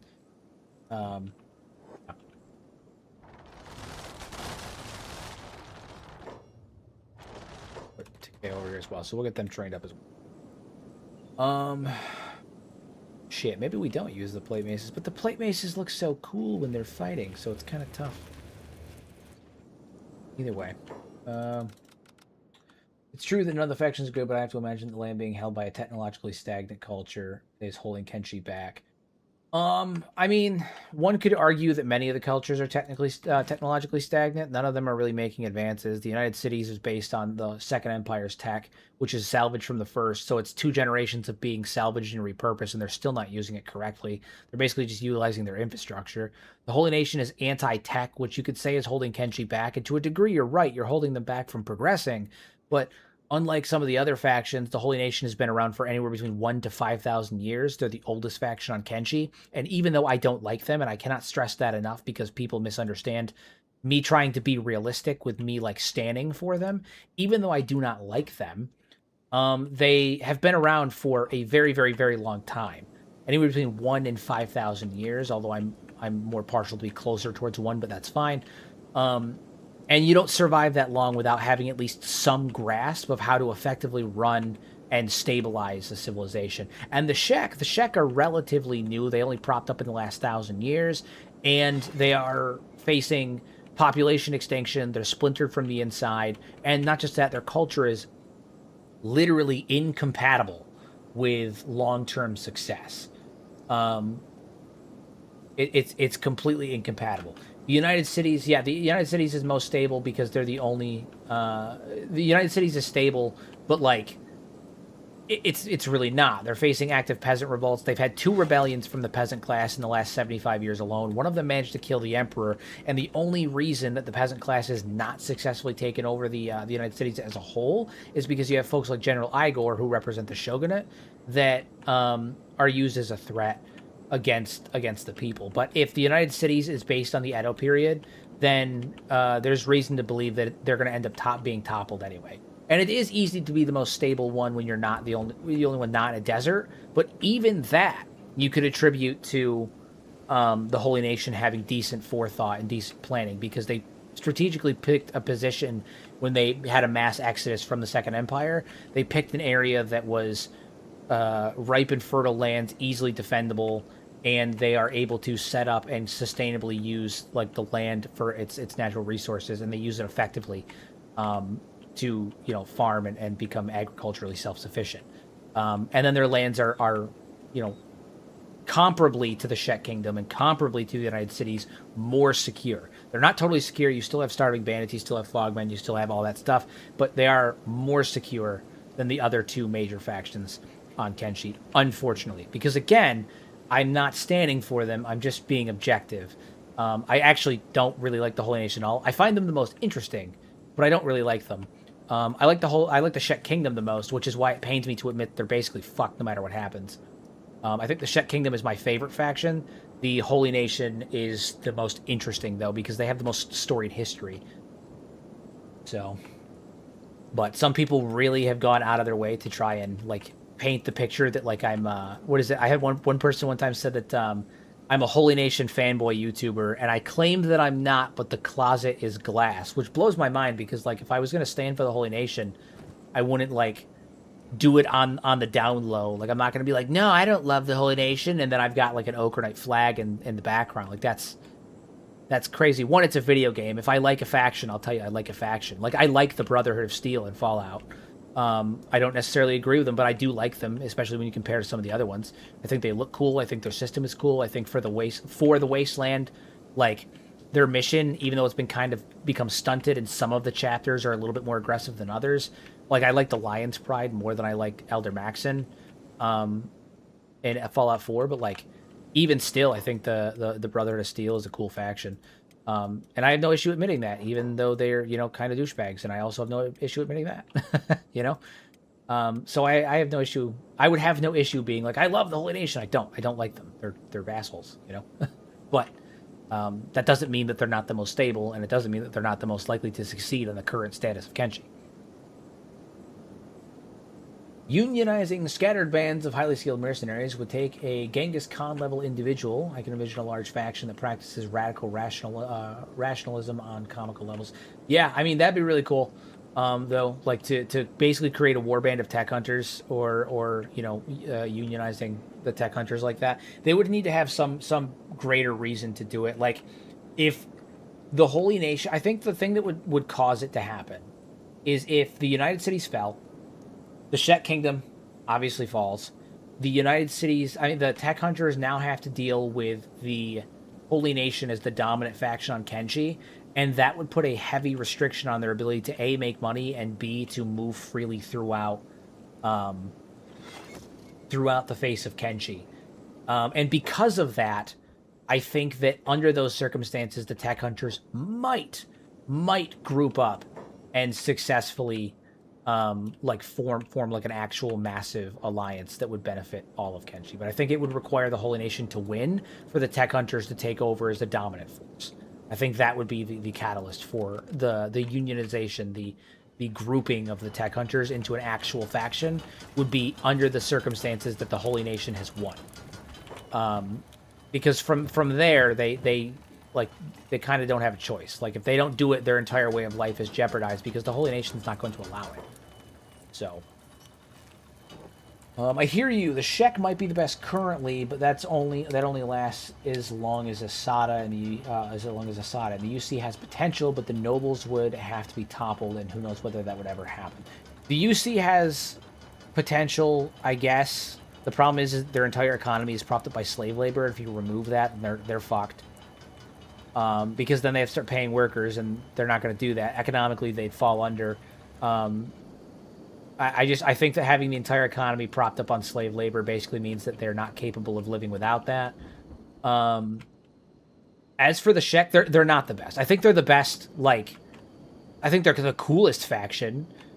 I think they're a really cool faction, and I like them a lot. but they're not the best. They're actually last in almost everything, unfortunately. The only thing they have is military strength, but they don't have the numbers to make that mean anything. Like, individual warriors in the Shek Kingdom are stronger than any other faction, but that doesn't mean shit when you don't have the numbers to for a prolonged conflict against either of the other factions. And then in addition to that, they have Asada, and Asada keeps them afloat. But Asada's Asada's reforms are not actually reforms.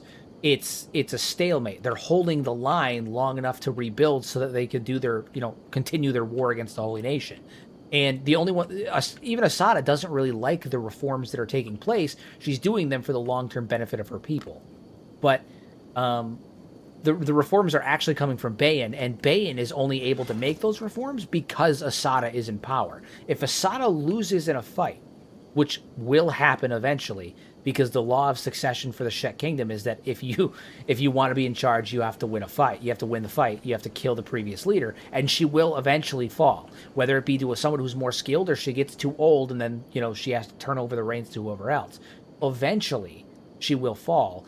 And it's very much implied that whatever Shek takes over, firstly, is not going to let Bayan continue to advise them on these reforms that are, frankly, completely against Shek warrior doctrine, right? Like, the way things are going right now, the only reason the Shek are still around is because Asada is willing to listen to Bayan. If Asada's gone, which, as I just said, she will be eventually, the Shek are going to return to a pre-Asada style of traditionalism, whether that be under Flying Bull, Mukai the Mountain, or whoever ends up taking over. They're going to go back to the warrior doctrine, the way that things were, and they're going to end up launching a suicidal onslaught against enemies that they have no business fighting right now because they can't handle it. And then, even in a perfect world where they win, you run into a different problem because their entire culture is raid-based. They have no agricultural structure. They have no economic diversification. They have no government set up for maintaining and governments and infrastructure and all that stuff. They don't build their own buildings. They use repurpose and salvage buildings from previous cities and establishments. Their entire culture is propped up on raiding and fighting. And when you run out of enemies to raid and fight, a couple of problems happen. You have no food anymore because you have no agricultural infrastructure. You have no enemies to fight, so you start having issues of infighting because they need warriors to prove themselves against. And they can't, without a major enemy to fight against, they're going to start infighting. And in addition to all of that, once they start infighting, there's going to be vies for control because they're not going to agree over how the kingdom is being run. And then they're going to break up and they're going to turn into individual tribes. They're going to splinter off into many different factions and become tribalistic. And they essentially will revert to a pre-Krull era. Basically, functionally speaking, the Shek have two paths in front of them. They are either going to, the Shek Kingdom specifically, not the Shek as a people, the Shek Kingdom has two paths in front of them. They're either going to lose the fight and the Shek Kingdom will fall, right? They'll end up disbanding and falling in combat, or they somehow, by some miracle, pull off a win against the Holy Nation and the UC. They take over everything, and then they end up having their entire warrior doctrine fall apart as they fall to infighting, break into various tribes, and basically return to a pre-Krull style tribalism like that of the Berserkers. The Shek Kingdom is on borrowed time. Win or loss, they're fucked. There's no survival for the Shek Kingdom long term. They will either fall in battle, or they will survive the battle and break apart from the inside because they have no system of government set up, no agricultural infrastructure, no economic diversification. They are inherently racist. And without Bayan or Asada to temper them down, and by Bayan or Asada, I mean Bayan, with Asada acting as the sword to threaten those who go against it, they're going to start actively attacking non-Shek again. They're going to start doing suicide missions against their enemies. There's no world in which the Shek last long term. They're not. They're the Shek Kingdom. Again, the Shek people will survive. They're hardy. The Shek Kingdom is dying regardless of what happens. Just as technologically stagnant as the Holy Nation, yeah, if not so more. Yeah, I mean, they're just as bad. The Holy Nation is at least willing to farm. They're at least willing to build things. They have the Holy Nation are almost equivalent to Amish. There's a level of technology that is acceptable It's when you start to get into super tech that you have a problem. It's when you start getting into robotics and stuff like that that you have a problem. But there is a level of tech that is acceptable. The problem with the Shek is they view anything that's not combat is lesser than them and weak. They take anything that is not fighting and they consider it weak. Even crafting their own fucking armor and weapons is considered dishonorable to them, and they have their servant class do it. Those who have, have been proven to be ineffective in battle, they have them do it because it's beneath them. A warrior doesn't make his own weapons and armor. A warrior doesn't grow his own food. A warrior doesn't build buildings. A warrior fights. And when you have an entire culture where everyone just wants to be a warrior, what do you have? You have a dying kingdom that's only capable of running, only capable of surviving when they have an enemy to fight. The minute they stop having an enemy to fight, it's over. Game over. So, yeah. Shek Kingdom's fucked. I'm sorry to tell you, for everyone who also loves the Shek like I do, the Shek Kingdom's fucked. It's funny because the Krall's Chosen want all-out war, and the Band of Bones just wants to be accepted as warriors, right? Like their whole thing is they don't want to be stripped of their warrior title because they lost a battle. So the Band of Bones seeks reform. The Krall's Chosen seek a return to Shek traditionalism, and the Berserkers seek a return to Shek fundamentalism, right? They want to go back to a pre-Krall era when they were still warring tribes. And the irony is that the Berserkers represent the least immediate threat to the Shek Kingdom, but ultimately they are the future of the Shek Kingdom, because win or loss, the Shek Kingdom is going to dissolve. And it will end up becoming just like it used to be, where it's roaming tribes of Shek with individual warlords that fight each other and everything around them for control. So unironically, the Berserkers are the future of the Shek, whether they win or lose. Flying Bull is my man. In my mind, he's the Arashok of that world. Flying Bull is a fanboy. Fun fact, he's a fanboy. Ida, good old Ida, yeah, he's a fanboy. He's not actually. Some people speculate that he is he was like one of the 5 Invincibles under King Shagger, but I talked about it pretty heavily in my Shek Exiles video. There's no way in hell.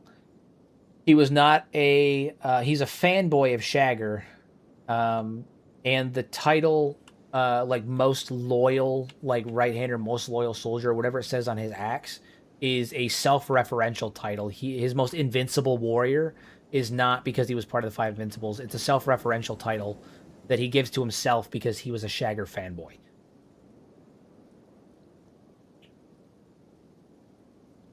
Hey, Sparky, welcome. We're teetering around 50 people right now. It's pretty fire.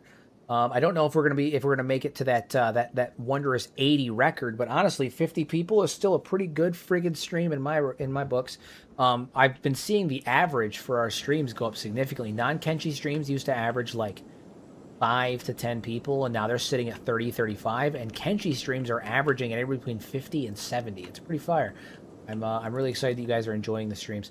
All right, we need to get these guys trained up just a little bit more, and then we can go out and we're gonna siege that way station for supply. Not that we need it. Actually, you know what? I think we have seen how are we doing on weapon production? What are our weapons looking like? Advanced handmade. What type of weapon is he trying to make? That's the other question. Is he trying to make advanced handmade? 3 expert plate. Okay, so he's still not making weapons quite to the quality that we need of that really high quality, that advanced quality. So we are going to have to work on that. However, in spite of that, I think we're getting ready to head out then. I think it's time. I need to have you making gauntlets. Get those made. These take 20 hours to make now, I think. 19 hours and 19.7 hours. Okay. Why do you expect the population of the 3 kingdoms to be? Holy State, Empire, and Kingdom. What do you mean? Like, in actuality? Because, like, obviously in game, it's like in Skyrim when they're like, Whiterun is going to war with Windhelm, and then like there's like 20 people, right? Like obviously the populations are scaled down for the sake of gameplay, and then in lore, when we read about it in lore, we know that there's like, you know, the city of Windhelm has 50 occupants, when in actuality there's like 10,000. It's just they have to scale it down for lore. Is that what you mean? Hi, man. Ooh.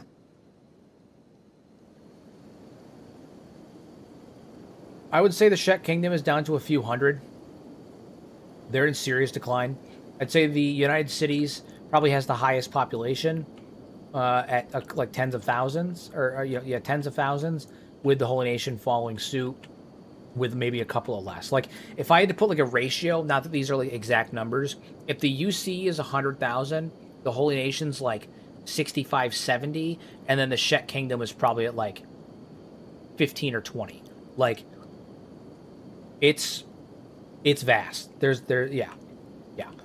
I don't know exactly what their populations would be, but they've got to be large. They've got to have pretty significant populations, especially when you look at regions like Bast. I mean, it's been a stalemate fight for quite a while over there.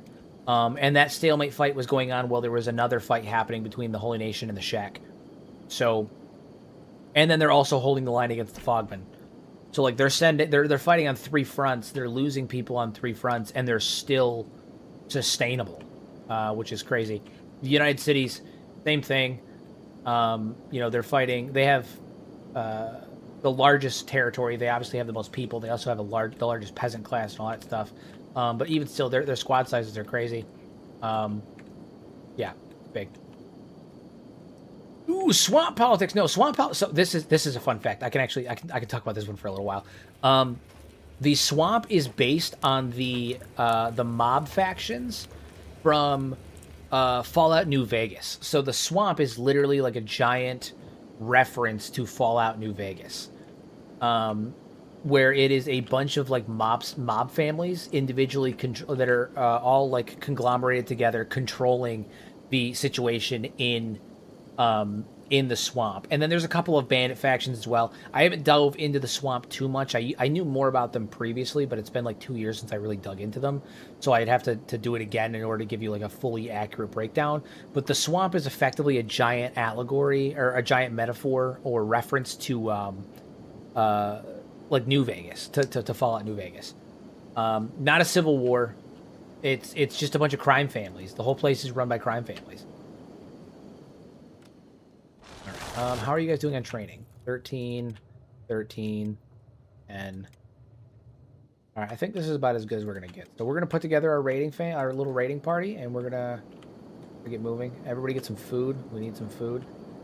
And we're going to head up to... we're going to make our way slowly but surely up to Morn, and I think we're going for it. I think we're going for it. Everybody wish us luck, but I think we're going for it. We're going to keep them in the military tab, and we're just going to... You guys up here. And I'm going to take Rusty with us as well, because he is actually quite fucking strong. Quite fucking strong.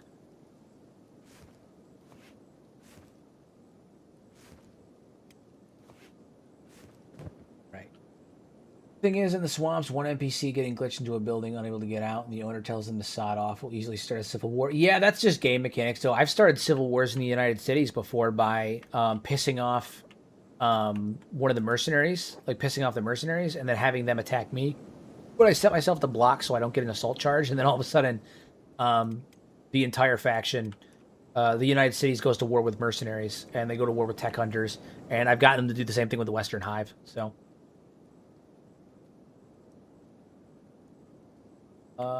do you expect any change to happen with the cannibals? No, I think they're going to stay pretty much right where they are. I don't think the cannibals are going anywhere. I don't think they're expanding. I don't think they're going away, though. Okay. Yeah, so we've got our military. We've got our military. We're going to move out. We're going to move out. Off we go. I do need to pack some food, actually, real fast. So I am going to load up Zagan specifically with food.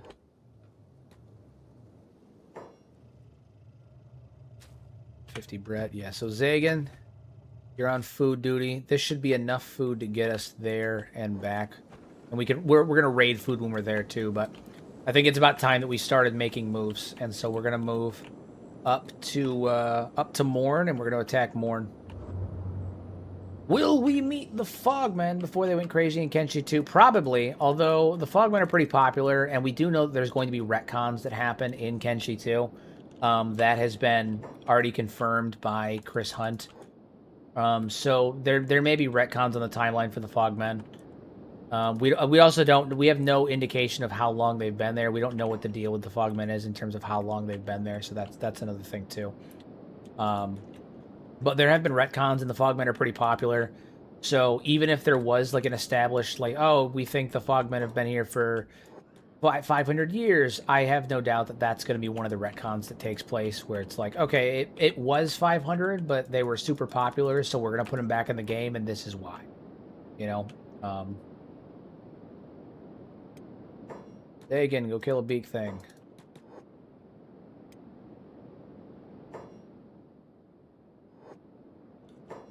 Kill me some beak things. Beak things? You guys are off block. Probably gonna get beat up, and that's okay. It sucks, but it's okay. It's part of the growing process. One cannot get stronger without getting their ass clapped a few times.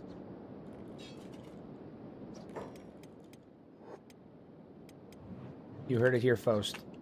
Heard it here first. The true path to power is getting thine ass clapped by beak things.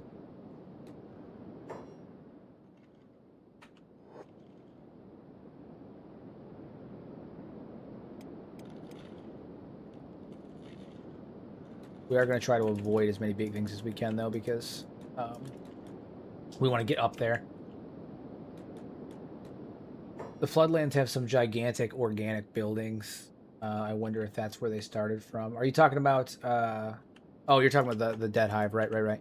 I mean, who knows? I have my theories that I've talked about that line up with the way Hive reproduction, you know, is painted to work and all of that stuff. You know, and there's the color theory that goes with the hivers that, like, certain, depending on the diet used, the bioorganic material used to, like, create them within the incubators of the queens, that determines their color and temperament. That's why King, you know, mashes up blood. They use blood as the base. That's why the Southern Hive are purple and red, you know, purple with reddish hues, and that's why the Western Hive are yellow, because they use wheat straw as their organic base, and that's why their temperament is a little bit more mild. They're less aggressive. And the theory is effectively that the hivers of the Floodlands are being created with a... they're basically eating each other and using that organic material to... the organic material of, like, other people and all that stuff in a queen's incubator that is dead, so there's no, like, template. So it's just biomass that's being recreated over and over and over again. You end up with, like, a Grenier situation, or what's another good example? The Centauri's from... Is it Centauri? The Centaurans from Doctor Who, the Grenier from Warframe, where they're just, like, degraded life forms that are just repeatedly being, like, cloned, per se, with more and more corrupted and fucked up DNA, so...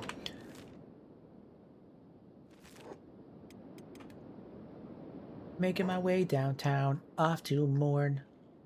Gonna kill some tech hunters and, you know, beat up a big gorilla. Power without perception is spiritually useless and therefore has no true value. From the Fist of the North Star. Exactly what Cosmic said. Exactly. But who knows? I mean, we're gonna find out for sure what the origin of the hivers are. Best case scenario, my whole, like, theory on everything has been correct. Better case scenario, I'm wrong and I get to make more content for you guys. I mean, I'm literally fine with either or. You know, I've done my best to create my theories and make everything scientific and make everything line up with the current canon. But as we know, retcons are going to happen. The absolute worst case would be that I'm wrong and I get to put a big out of date on some of my older videos. And, you know, that's that. The Southern Hive doesn't... So they do worship King, but if my theory is correct on how on the Hive reproduction process of things, it's because King is effectively the source of life to them. They feed King organic matter. He breaks it down into essentially a bloody puree, feeds it to the Queen, who uses that matter in the incubator to create new hivers. So in a way, they worship King, but they worship King because he is effectively like their god, their father, their origin. He's a big part of their reproductive process because he breaks down people to use as organic matter for hive production. So, holy shit, that is a large fucking horde of beak things. Holy crap! No! Run, flee! For the love of all that is holy, flee! Too many beak things. Too many big things. This is what happens when you have 3 times squads on. Too many big things. Too many. No. God damn it. Golems, hold the line. Too many big things.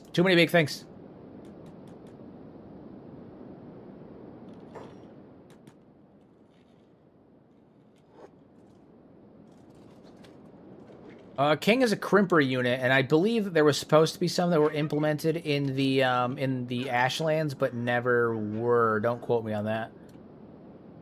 But I do believe he's the only one. That is so many beak things. I'm going to have King Vishu, and yeah, he's got really good stats, so I'm going to have him take taunt. He is the king. It would make sense they'd focus him anyway. He can taunt. Good on the upside. Our armor is solid, so we should be fine. These guys are going to take... Yeah, they're taking a solid beating over here, but they should be able to win that fight. We'll just have to repair them. Devil giraffes. Guys, if you could like actually kick its ass, that'd be great. We're taking too long here. Too much ass clapping. Yeah, too much.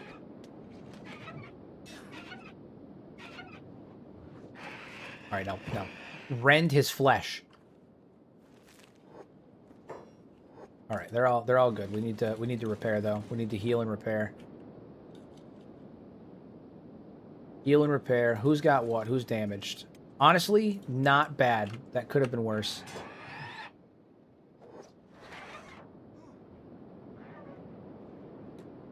Oh my god, more devil giraffes. This is why I was so anal about making sure we were trained up before we even tried to do anything, because like early on, if we tried doing this, it would have been absolutely disastrous. Especially this far into the bone lands, into the bones. God, no.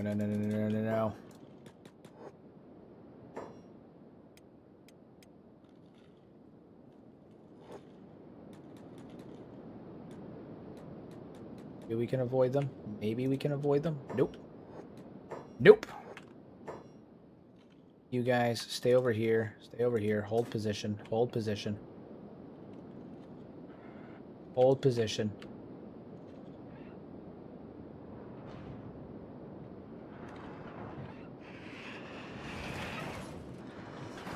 be fine. We're fine.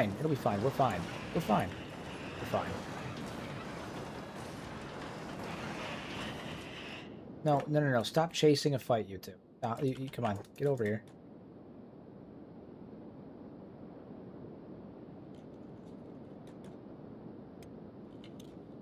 Alright, let's try to heal some of these guys up. Morn is my least favorite UC city. Morn's not a UC city, it's a tech hunter city. But they are, in fact, amongst one of my least favorite cities. Yeah, Morn is a tech hunter city. That's why we're going there. We're enemies with the tech hunters inadvertently. Inadvertently, but like we did it on purpose. It's complicated. Things went awry. In spiders. I'm far less worried about them, that's for sure.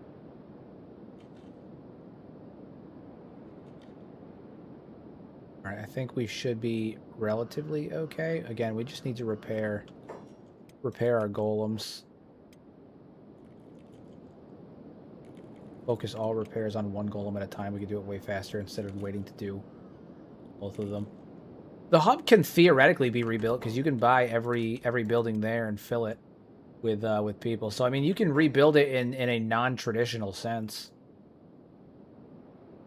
You can buy all of the buildings and then build them back up and make that your base. You just can't really produce certain materials because like that would require you to be able to like mine and stuff, but you can theoretically in a way rebuild the hub. And you can do it as well with more. Yeah, people moving back in. Yeah, not so much. Not so much. Right, we're gonna save it. Case. Save here. Save again for my emergency save, just in case. File corruption's a real thing, everybody. Make sure you do an emergency save on long playthroughs. Always my recommendation. Sitting at 55 people for this stream is honestly not bad. Not bad at all.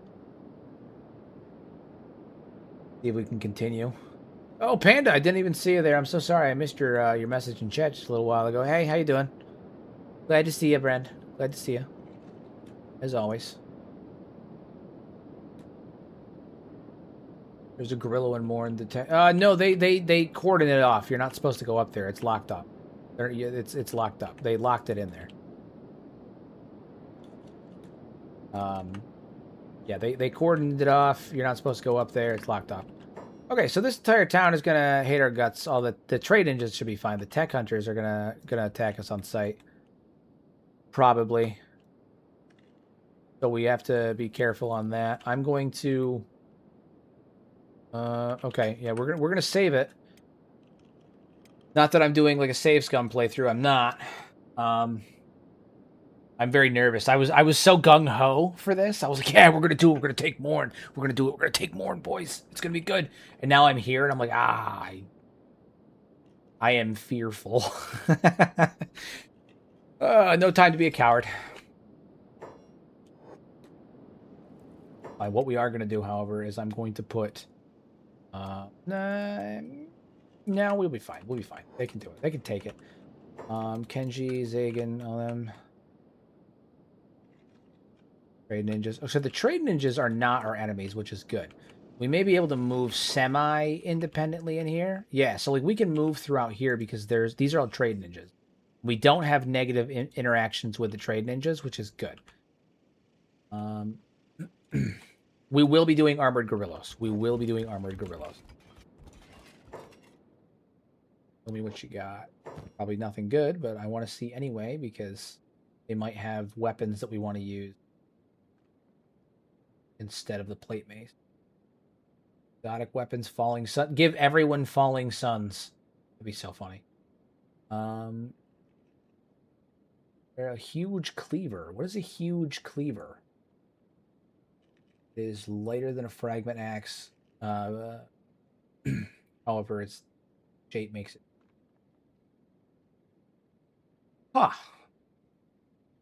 Huge cleaver. Is there an example of that in here? Oh, it's this. It's these. These are huge cleavers. Got it. Okay, we're there. If I could befriend any hostile faction, which would I want on my side? Dust Bandits. They're incredibly loyal. They're douches for sure, but they're incredibly loyal. Incredibly loyal.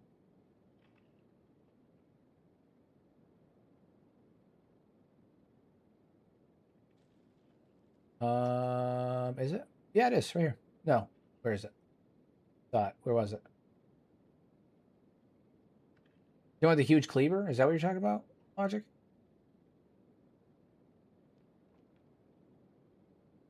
Oh no, the kukri. Yes. Okay. No. I didn't read it properly at the time. Yes. The kukri. Yeah. Actually, fun fact. Our king is using a Maitao kukri.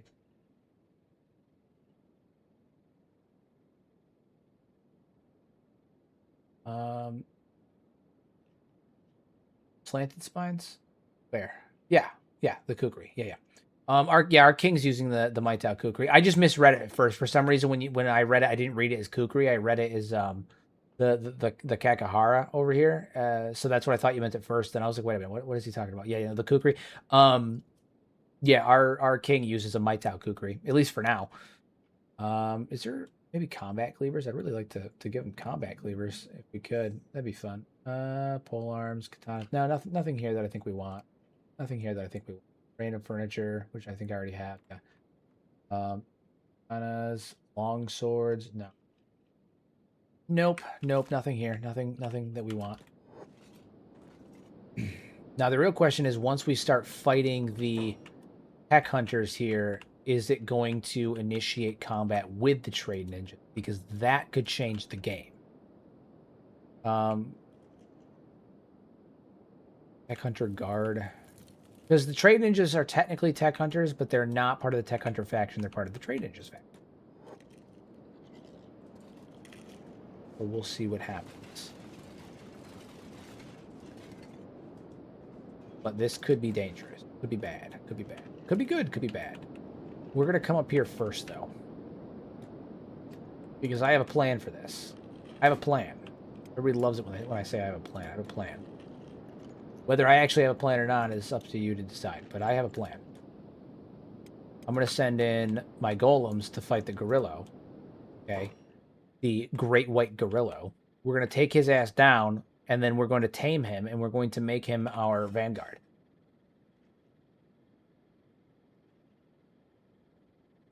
There we go. All right. So these three should be able to take him.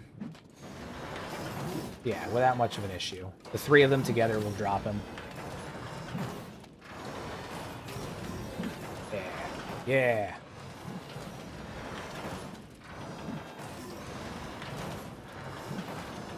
It's 2% of the plan. Yeah.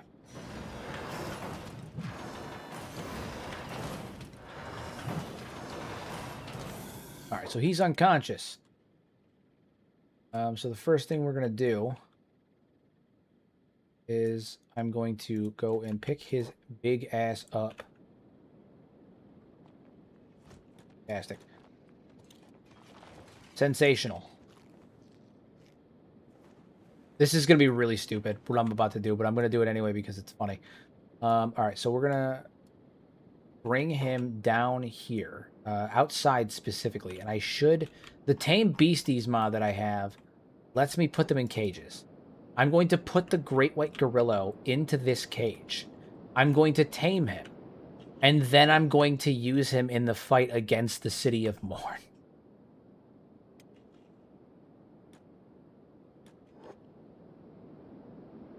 Beautiful. Beautiful. Gorilla nods, accepting defeat. Nod back. You both nod and form a bond. Hell yeah! Alright, we have the Great White Gorilla. What do we name this magnificent man? Come on. I need some suggestions. Somebody throw it in chat. What do we name him? What do we name the big man himself? Something good, something strong. He is going to be the leader of our vanguard after all, and I'm going to outfit his ass in troll armor from the Dawn Guard arm. Bubbles? This is the leader of our vanguard. Bubbles. Buford, Benjamin Buford Blue. Call him Bubba for short.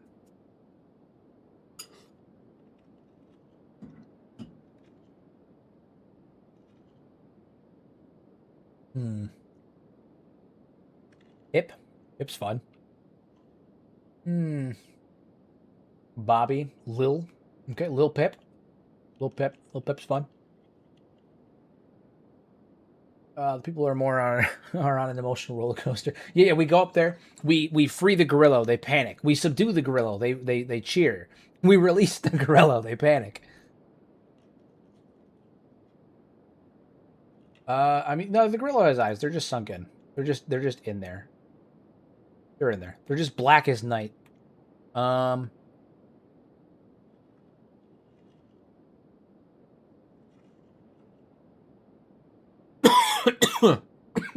Excuse me. We're gonna name him Tiny Kong. I like Tiny Kong. We'll mix two of them. It's Tiny and Donkey Kong. It's Tiny Kong.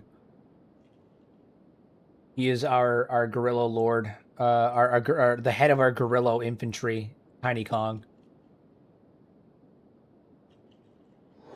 Love it. Okay. Yes, friend. Now we need to aid friend. Oh, shit.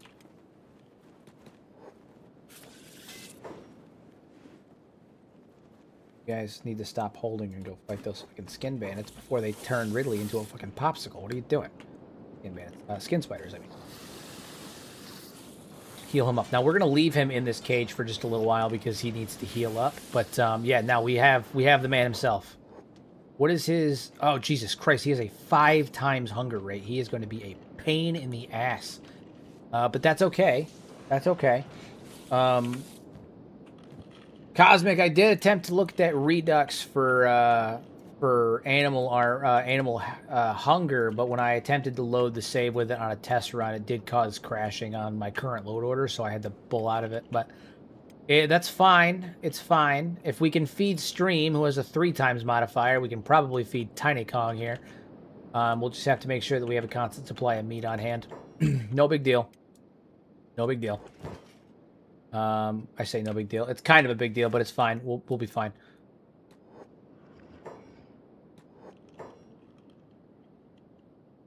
Are these Band of Bones way out here? Yeah, no, we're gonna chow them down. We'll be good. All right, Band of Bones. We're gonna take these guys out.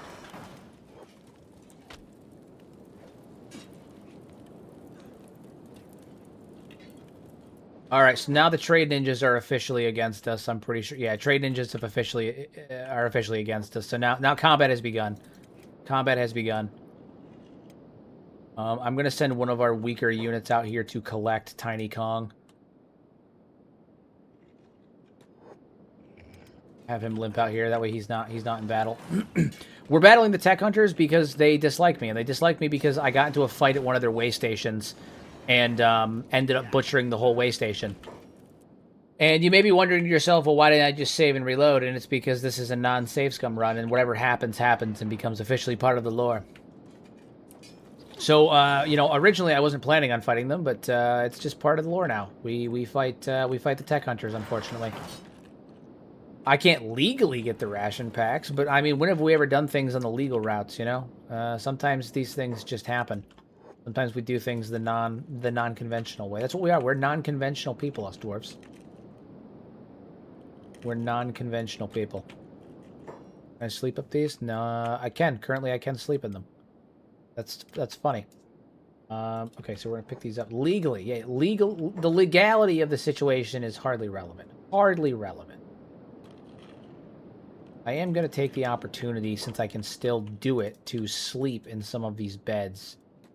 And get some of my guys, like rested up. I'm also gonna hire. Oh no, I can't. The mercenaries hate my guts. Wow, I've really set up quite the situation for myself here. How you doing, Tiny Kong? All right, Taco, you need to free him. Free Tiny. Set free. Hell yeah. All right.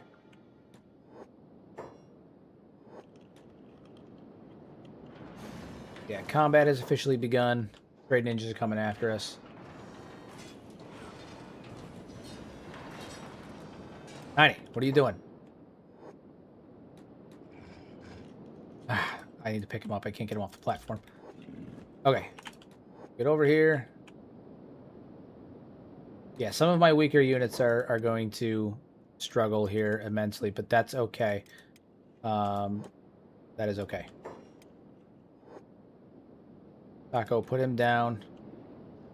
Tiny, get over here and start doing what you have been summoned to do. Alright, all men take off hold. No longer are we holding. Everyone needs to run. Combat has begun. The raiding of Morn. We'll see who makes it out alive.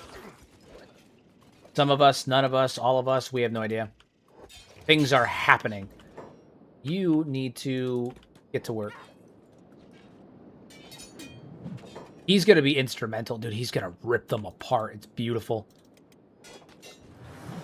Look at that shit. He just tossed him like a fucking rag doll. Look at him. Ah, beautiful. Yeah, he's going to be instrumental in this campaign. King Vishu, he's fighting someone with much higher stats, that's for sure. But his defense is enough to hold. A lot of these tech hunters have stats in the 60s and 70s, which is where we're going to run into problems. Hopefully we don't have any losses, but if we do, we'll do what we always do. We'll make gravestones for them and we'll move on. But I think Tiny here is going to be instrumental in winning this combat. We will take the city. We will crush them underfoot. Oh yeah, what's Lord Stream up to? Yeah, this is going to be a tough fight for sure. The only one that I think can consistently stand his ground without any assistance in a one-on-one is going to be King Vishu in terms of our dwarves right now. And maybe Rusty. Rusty's got decent stats.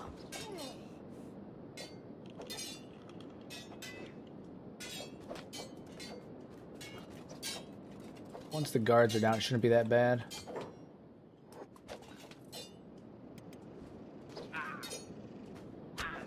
Yeah, see, once we start ganging up on them, all is good. All is good. Who's where? If anyone's dying, I need to grab them, obviously, but we should have decent toughness by now, so it shouldn't be that big of a deal. That's a big thing. That's a big thing. We need to mess that big thing up right now. We gotta mess that big thing up.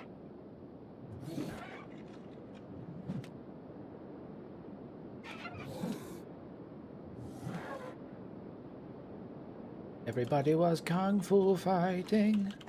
I can't sing more of that or else again I will become copyright stricken. But you can imagine that. That's good enough.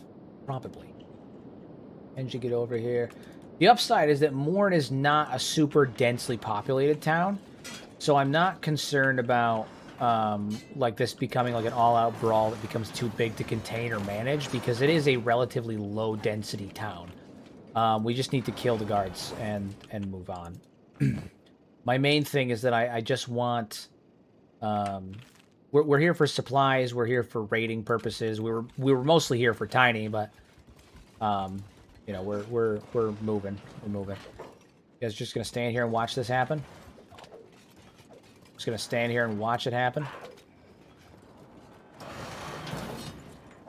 I like everyone in this bar literally just sitting here watching this happen. No one does a thing. No one does a single thing. No one does a single thing. That's so funny.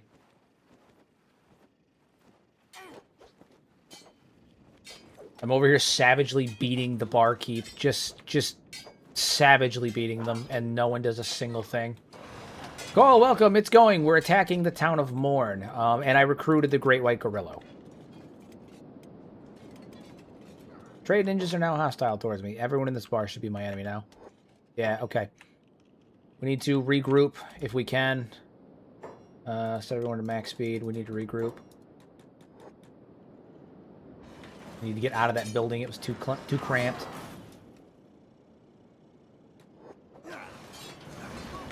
Yeah, we are attacking the city of Morn. The dwarves are finally making real moves. What's Zagan and them doing? Okay, so they're going. They're going.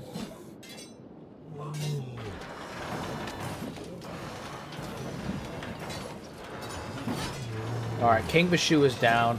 It means that most of our dwarves are down. But we still have Tiny. We still have our golems. And we should be able to do enough damage to them where most of them that drop, they don't get unconscious, they die. That's a right arm that just went flying.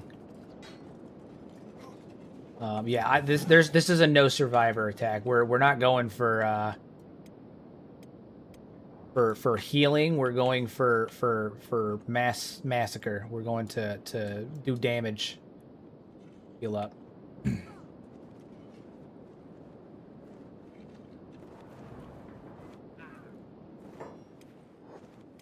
Get some healing done. Dream, heal yourself. He'll recover quickly. Oh, he doesn't have a med kit. Do I have a spare? I do. Let's trade that to him real fast. We'll give him the better one, actually. All right, you heal yourself because you'll heal really quickly. You as well, King Vishu. You need to take care of yourself, man. You gotta take care of yourself. Is anyone in dire straits right now? Oh, Cat. No, Cat already lost his left arm. He was already running, flying solo. All right, he's all right now. Where's Zagan? What is he doing? Oh, he is he was on the building. Zagan, get over there. Help out King Vishu. Yeah, we gotta keep our boys alive. Tiny Kong, those are drifters. I ain't worried about them. Over here. These guys down. Put him in the dirt. He ain't got no arm. Got 0 arms. Oh my god, dude. Can you imagine this group of tiny armored dwarves comes in, liberates the great white gorilla, and then they just start massacring everyone? This is nuts. This absolute debauchery.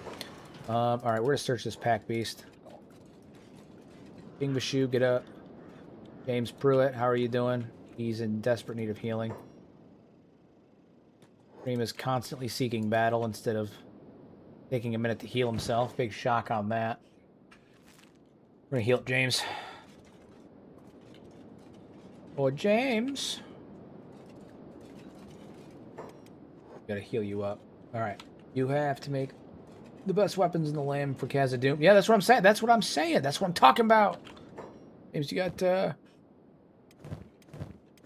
Grimdark, you need to heal yourself. Take the opportunity while we're bashing in this tech hunter's brains. It's so funny. They have like stats in the 70s and we're just absolutely butchering them. I do want to see what their weapons and stuff are.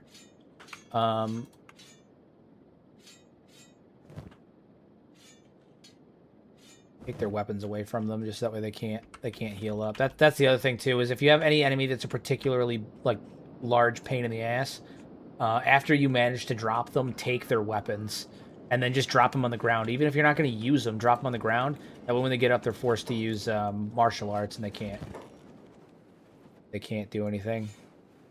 I'm really not worried about like money or anything like that. That's not why we're here. I do want to check for equipment that I think could be useful.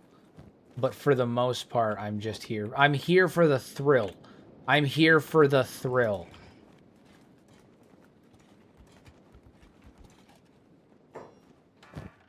And this. I'm also here for this. Kenshi, get in here. You beautiful bastard. This is what we're here for. Isaiah, hell yo, thank you. Thank you for the donation. I sincerely appreciate it. Thank you so much. That is our 3rd super chat on the live stream. That's actually the most super chats I've ever gotten in the live stream, so thank you guys so much.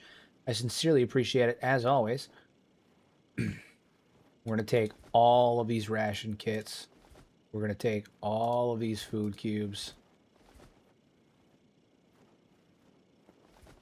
Hell yeah. Actually, you know what? I'm going to put these back in favor of... and Zagan, he's got bread. What else do we have here that we can use? Is there anything else that I want to use? So I am going to take the cleaver, actually. I said earlier that I wasn't sure about using those, and...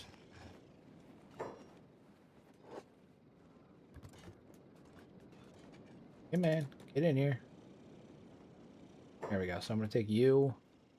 Take the long cleaver for sure. I'm just going to take all that research that I was uncertain about that I don't have to pay for now. Fantastic. If only you could ride swamp rafters. Dude, I wish that mounts were a thing. Mounts would be absolutely fire in Kenshi. I would be riding beak things into every battle. I'd be riding beak things into literally every single battle, and I wouldn't even begin to feel bad about it. Yeah, I think that should take care of that. We've got some good amount of food on us now. That's good. It's good. Most of these guys are down for the fucking count. I don't imagine they're going anywhere. Cosmic is a legend. Let me tell you, this man is one of the most generous individuals that I have ever had in my chats. The dude has given out more memberships than I know what to do with over the last couple of streams. He's an absolute unit. You're all fantastic. All of my Mad Lad members, all of them. All right. So, and all the non-Mad Lad members, all the viewers in general. You guys are all fantastic. I appreciate you guys all being here every time. Every time. The sheer fact that you guys find me entertaining enough to listen to me babble on about Kenshi lore while I have a bunch of short people beat up tech hunters is quite frankly incredible in my opinion, and I appreciate each and every one of you. All right. What buildings do we have? There's not many buildings in this place, so there's not gonna be a ton of stuff to like loot and shit like that. But I think we've largely decimated most of this place. I think we're pretty good. These beds cost 0 to use because, fun fact, they are camp beds. So I'm going to take this opportunity to pick up some of these guys and throw them into camp beds. And up. Praetorian Fogmen run. They're extremely tough. Yeah, dude, Praetorian Fogmens are badass. Absolutely badass. I love the the Fogmen extended mod that adds them in. It should be canon. I think they're badass. I think Taco's the only one that's not downed right now over there, but we're gonna have some of our guys lay down and rest up. Come back, you lay there. Rusty, get over here, drop him. Down, yeah, we're gonna rest up.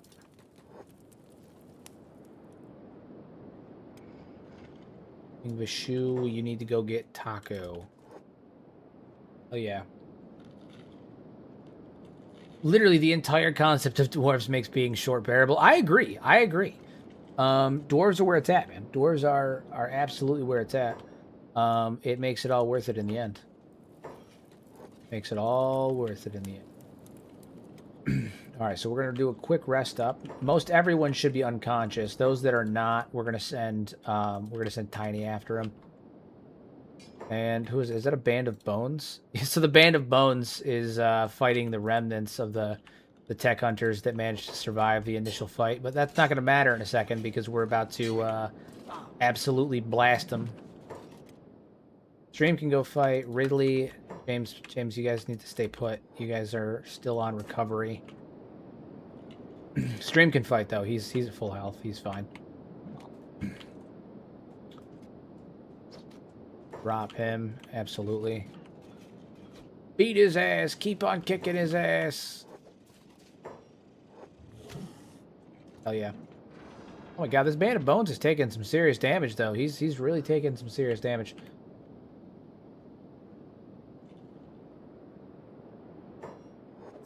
Really taking some serious damage. Hell yeah, we are making some serious progress. Do him Gimli IRL, you'll have more enemies for every single row. Would like. Yeah, hell yeah, dude. Gimli's a badass. They're all badass. I mean, dwarves in general are a really cool concept. It's funny because when I was younger, I hated like playing dwarves in fantasy games. I just felt like they were kind of cheesy and not like entertaining. I didn't find like them. I didn't find their concept very entertaining or anything like that. I thought they were kind of boring. It's like, they're dwarves. They live in a mountain and they're really, how original. But in truth, as I get older, I become significantly more appreciative of the dwarves in concept. Clearly, because I'm doing an entire run based on them. But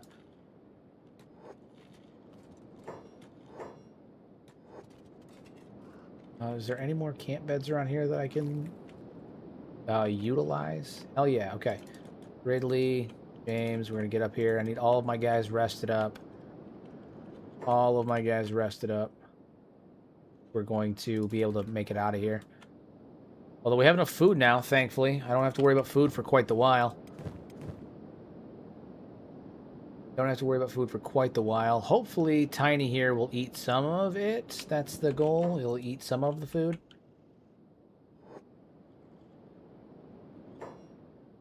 But even if he doesn't, we'll be okay. I can just have him eat Beak Thing. He'll just subsist purely on Beak Thing.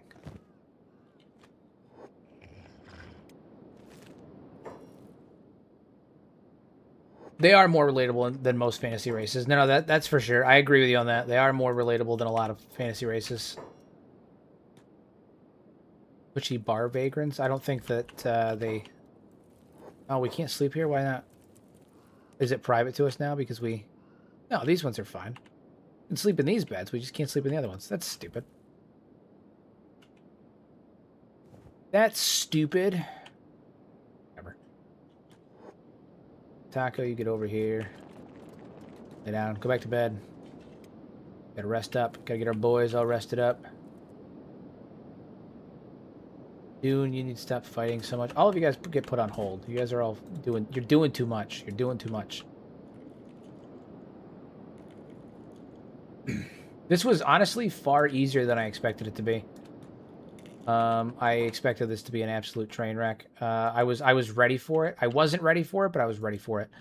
We're gonna send you guys in here to clear this place out.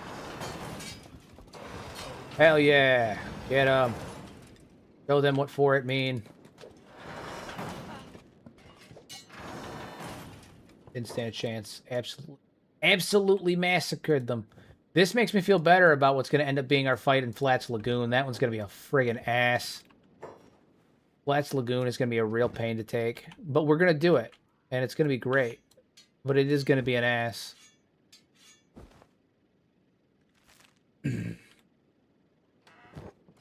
Alright, what do we have here? Anything of importance?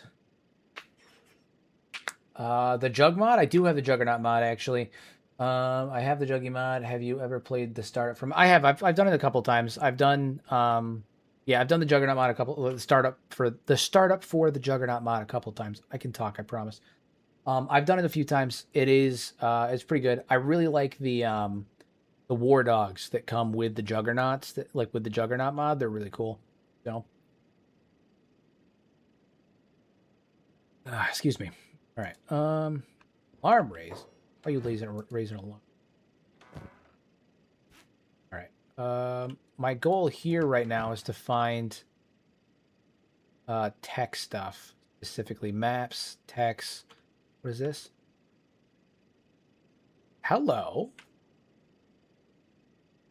This reveals the location of a dwarven blacksmith. A flyer showing the location of a blacksmith that specializes in weapons for short fighters. Axes, hammers, swords, and more. Hello. That is quite the find. This is literally exactly what we wanted. Yeah, the Juggernaut in Obedience is a monster. We'll get there eventually, but he's a fucking unit. This is exciting. Where is it on the map? That's the question. Up here. So up here in the United Cities, right there, is a settlement that specializes in selling dwarven weapons. Hello. Good to know. Good to know. Alright, beat his ass. Knock him unconscious.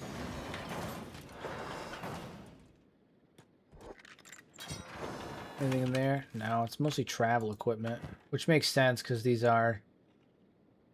Dustbin. It's map of the Shet Kingdom in the United States Central Territories. I don't know if I have all of the locations for the Shet Kingdom unlocked, but in the event that I don't, I'm going to take those. Space on you two? No. I don't think I need anything in particular, but... Take you. Locations. Alright, so now we have all of the UC, and we have all 16 locations on the UC and 2 for the Shet Kingdom that we didn't have mapped out before. So we have a lot more locations in the map now, which is going to be useful later on. Yeah, I'll take that as a win. Take it as a win. Nice village here. Yeah. At least for the UC Central territories. What else do we have? Do we have the safe here? Not strong enough, huh? How's everybody else doing with healing? Not bad. They're healing up. They're recovering. Recovering is happening. Yeah, this actually went way better than I thought it would. I was really expecting this to be a complete disaster. I was expecting the potential of everyone dying for sure, and the fact that we went through this Killed all the tech hunters, even though most of them had stats in the 60s and 70s. They were way out of our league. Killed the vast majority of the tech hunters and walked out of this with no losses. I mean, that's pretty fucking incredible if I do say so myself. Pretty fucking incredible. And even the ones that survive, they're not going to live well. I mean, we blew off more limbs than I can count on this. Don't quote me on that. Don't clip that. Yeah, no, we did good. We did good.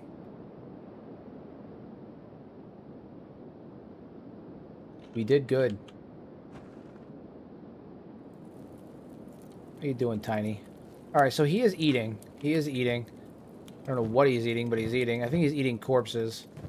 They do that. They eat bodies. Yeah, I think he'll be fine. So, Tiny's doing what Tiny does. 54 people in the stream right now. We've been sitting pretty consistently at 55, 54 people. That's pretty awesome. Thank you guys. I appreciate it. Ooh, Falling Suns. Good number of them too. Okay, shit. I'm gonna drop the Dwarven Maul and replace it with a fucking heavy Falling Sun. Absolutely. Edge type 2, Edge type 1, 0.4, 2.3. These are better. No, 2.4, 2.3, yeah. No, come on, stop it. I don't care if it's a 31% chance. Give me the dang Falling Sun. Cheese it for all I care. Here we go. Okay, is there anybody else that maybe should use a Falling Sun? Heavy weapons. Anyone else? Dagan, can we make some room in here? Maybe get. These get 50, 30. I want to make just a little bit of room. I want that Falling Sun, specifically the Edge type 2. I don't know who I'm going to put it on, but I want it, and I need to make a little bit of room. Yeah, we're thieves. We got it. We're there. I was there. I know. I've known the whole time. Fantastic. Sensational.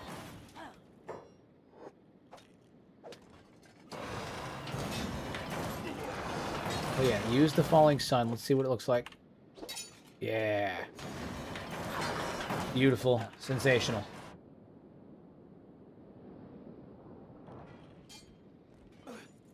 Skeleton guard over here.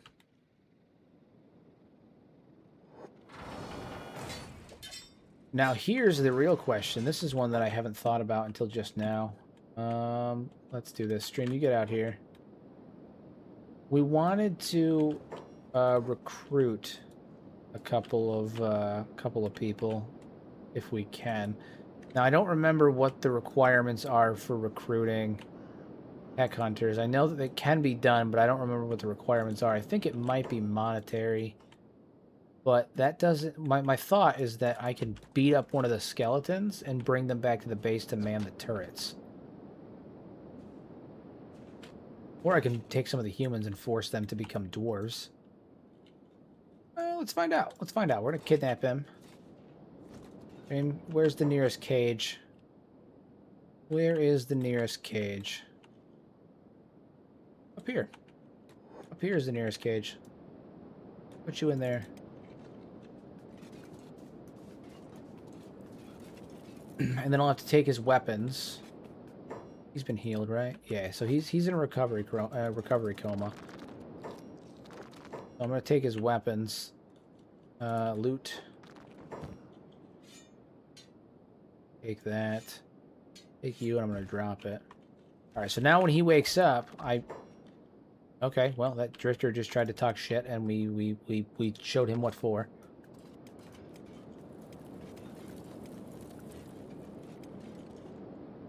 Where's Grimdark at? He's right there. So we're going to put Grimdark in there. James, you lay down. Rusty, how you doing? Ridley, you can lay down now. Flick, he's pretty weak. I want to get him up closer to full health. King Bashu's in decent shape. I think he's good enough to get up now. Dune, you lay down. Fantastic. Sensational.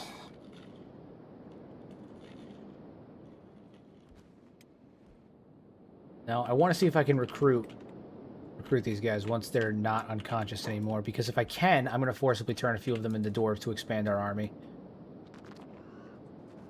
It's going to require a bit of work, but if I can do it, it'll be worth it. It will be worth it. And with that being said, I'm going to grab a couple of them because, well, why wouldn't I? See if I can grab one that's maybe closer to recovery. We kind of messed them up real bad, though, so it's going to be kind of tough to find one that's not on the verge of total death. How are you guys doing? Jesus Christ, we really did a number on them. That's what they get. That's what they get for crossing the dwarves. God. Oh, you're still moving? No, we gotta. Yeah, you stay dead. Oh, 2v1. 2v1. See how this plays out. See how King Vishu does.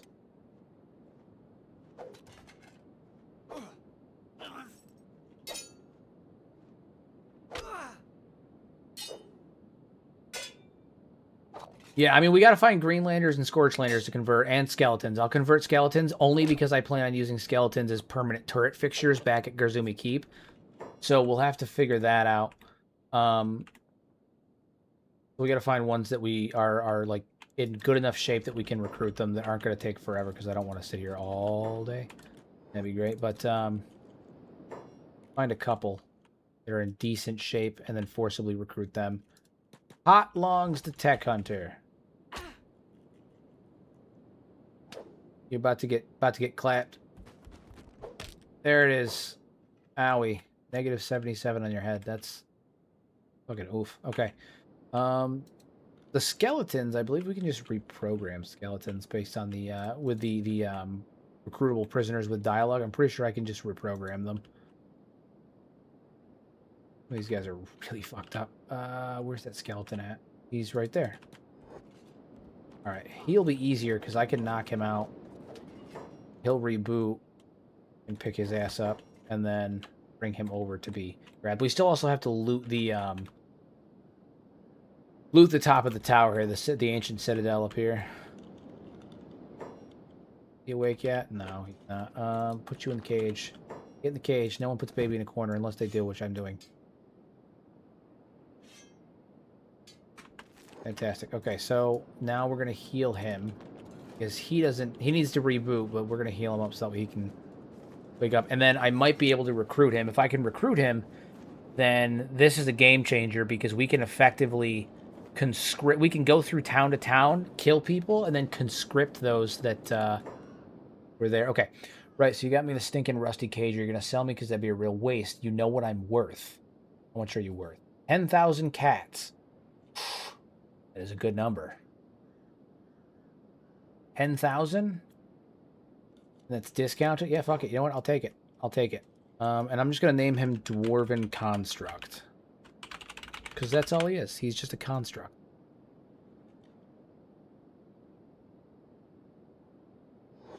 Hell yeah. So when we get back to the base, he's going to be a permanent fixture at the base in terms. He's just going to run the turrets. One of the first. Okay, so tech hunters can be bought. Good to know. They can be bought. Now, in order to buy more, we need money. But that's an issue for a different day, probably. All right, well, we're gonna go up here. We're gonna search up here. Tiny, are you still fed? Tiny, still fed. Good, good, good, good. Be a game changer. Could be a game changer. If I recall, there's nothing really in this place. The gorilla really killed a lot of it. He absolutely massacred the place. There's stuff up here though. Hemp, barrels. Yeah, a lot of this shit is empty. Copper, raw steel, parchment, books. Empty. Yeah, a lot of this stuff is real empty. Is there going to be anything useful in here? No, I don't think so. Top floor. Empty. Empty. Chest. Cabinet. Is that chest? It's broken. No, it's broken. No, there's nothing in here to salvage, really. Old random things. Oh, shit. We can use these beds, though. We're actually able to use these beds. Hell yeah. SpongeBob, me boy. Get up here. Come on. We get up here. We are resting in the lab of luxury tonight.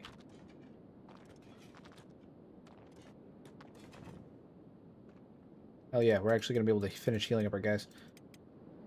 You need a weapon. Talk to... What weapons do you have skills in? That's the other question. He is skilled in pretty much everything, but he does have skill with heavy weapons, so guess what he's going to get? That's right. He's going to get that other...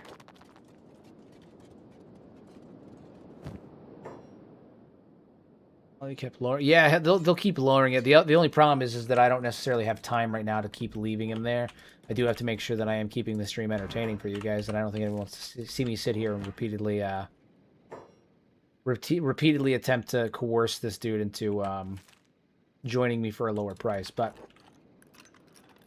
we shall see. But I do have my constructs, which I'm excited about.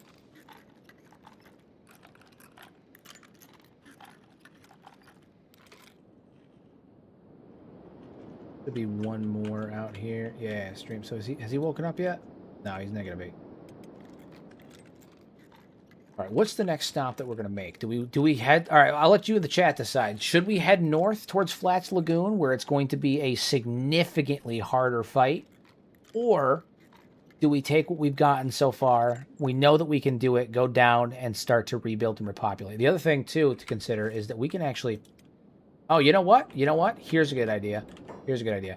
We can grab up the tech hunters that are in really shitty shape, right? That are on the ground right now that would take far too long to recover.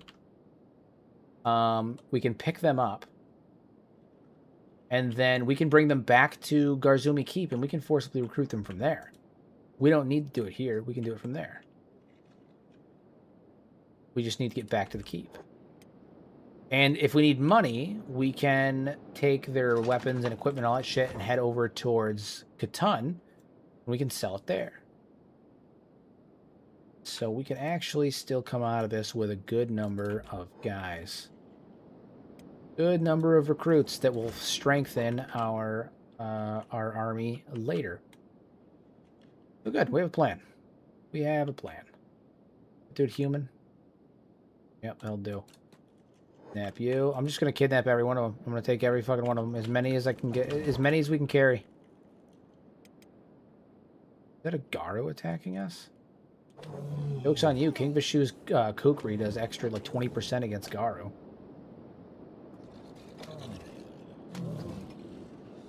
Not Garu, but not Garu specifically, but against animals. Against animals.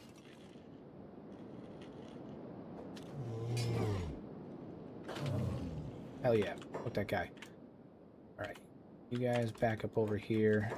We need everyone to carry somebody. These guys are all mostly healed up. So we're about to do a mass recruiting run. This is going to be huge. We're going to get some really strong dwarves out of this, which is the ultimate goal. That's a check. Check. Sir. House. These guys are humans. Lots of ninja guards and stuff like that here, so we can take them. Grim, are you holding somebody? I don't think he is. No, he's not. Alright, Grimdark, come kidnap him. Is a caravan guard. What are you? You're a Scourgelander. I don't know if I can recruit them. I don't know. Ninja guards, check. I just gotta find humans. As many humans as I can.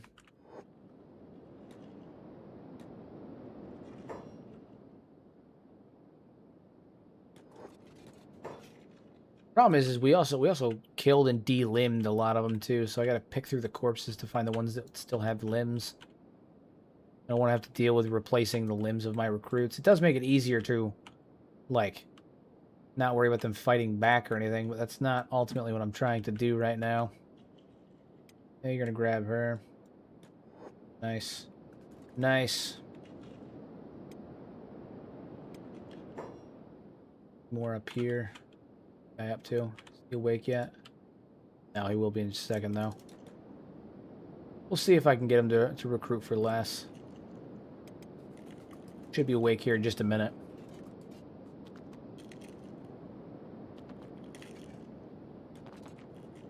Alright, so you're awake. Let's talk to you. Oh, you don't want to speak to me? I only speak one language, human.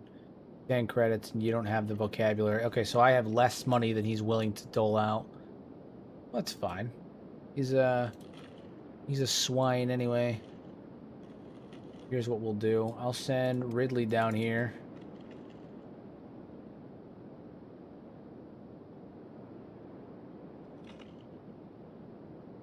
And Ridley over. Hey, stream. What's going on? What's going on? As you can see, I got the chat fix from last night.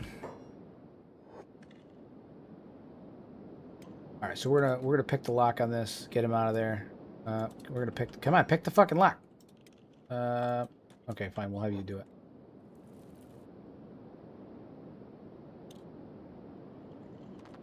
And then I'm gonna have Ridley pick him up once the lock has been picked.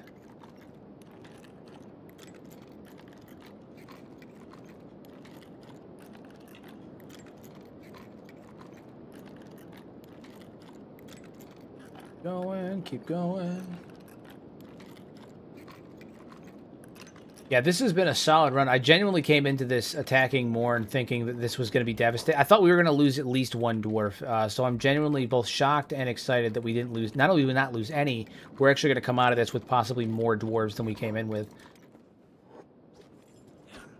Huge win, huge win. A lot of these guys are starting to wake up too, so we're about to have a second round. Yeah.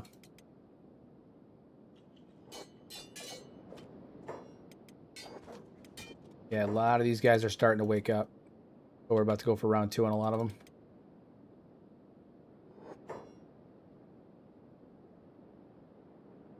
Dude, talk to him again. Still don't want to talk, huh? All right, fine. Chew, knock his ass out.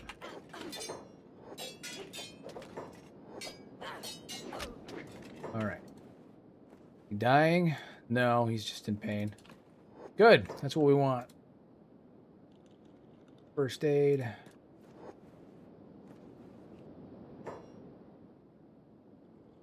Human? That's a human. Tech Hunter Guard. All right. First aid to you. All right, so we're going to have you pick you up, and we're going to pick... Kidnap you. All right. Who's being attacked and where? We need everybody up here. Everybody meet up here. We're going to do a quick little round where train pickup is a... Oh, yeah. And then everybody... No, come on. Pick her up. Pick her up.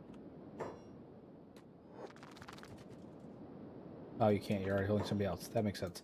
James, you're going to pick her up. And then we're going to get the hell out of Dodge.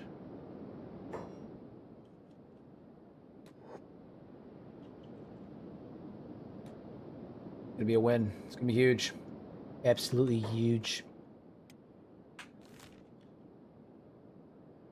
All right, we're headed back to Garzumi Keep for recruitment. We're gonna need money, though. We're gonna need a lot of money. That is an Elder Beak thing, fighting Garu.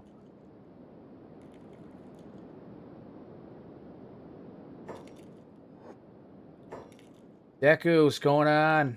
How you doing? Joke's on you. We can run right past the Elder Beak thing. By the way, that's a terrifyingly large Elder Beak thing. That's not just a beak thing. That's a terrifyingly large beak thing. Thank you. Sincerely appreciate it, as always, Deku. As always. You're not so bad yourself. You're a fine lad. Fine lad. Fine lad. Put you on hold, too, because I don't want everybody running off to do stupid things just like that.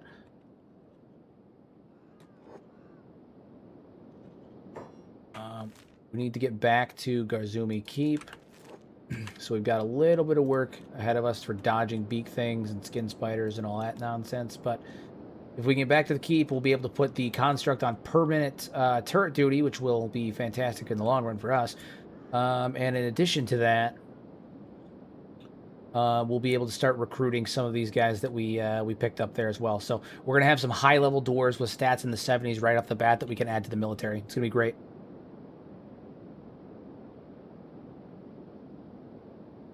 Better than Liam.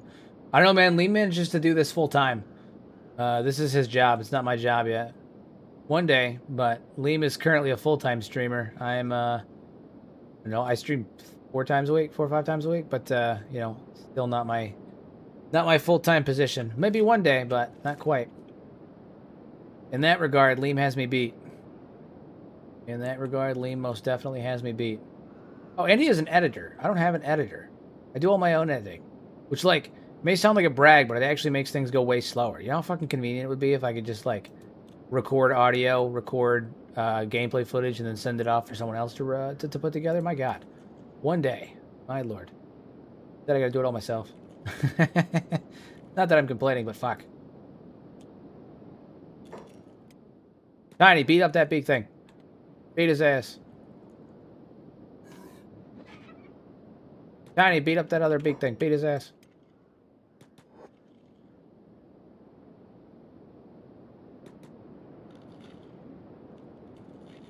You guys actually have to wait for them. I don't want to leave them behind. Hell yeah. Guys, we've almost made it back to Garzumi Keep incident-free. I know it's probably early to say that, but we're almost there. We're almost there. Yeah, video editing can take some time. My videos, thankfully, I've gotten it down to a relative science, but it usually takes me like anywhere between 2 to 5 hours to edit a 25 to 30 minute lore video. Some videos are easier than others. You know, like I can edit a build video in significantly less time. But yeah, no, it's definitely gonna be a bitch sometimes. It can take some seriously long time. Let's save it.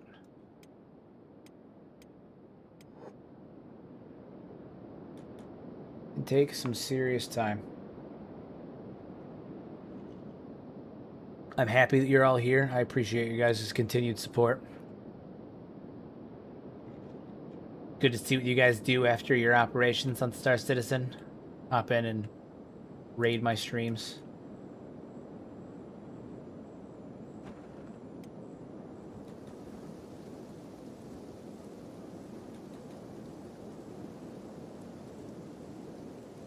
Manny, what are you doing? Get your ass over here, man.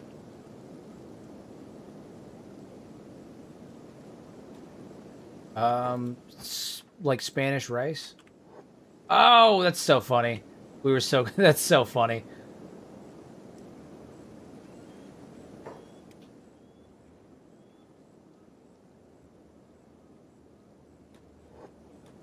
That's so funny.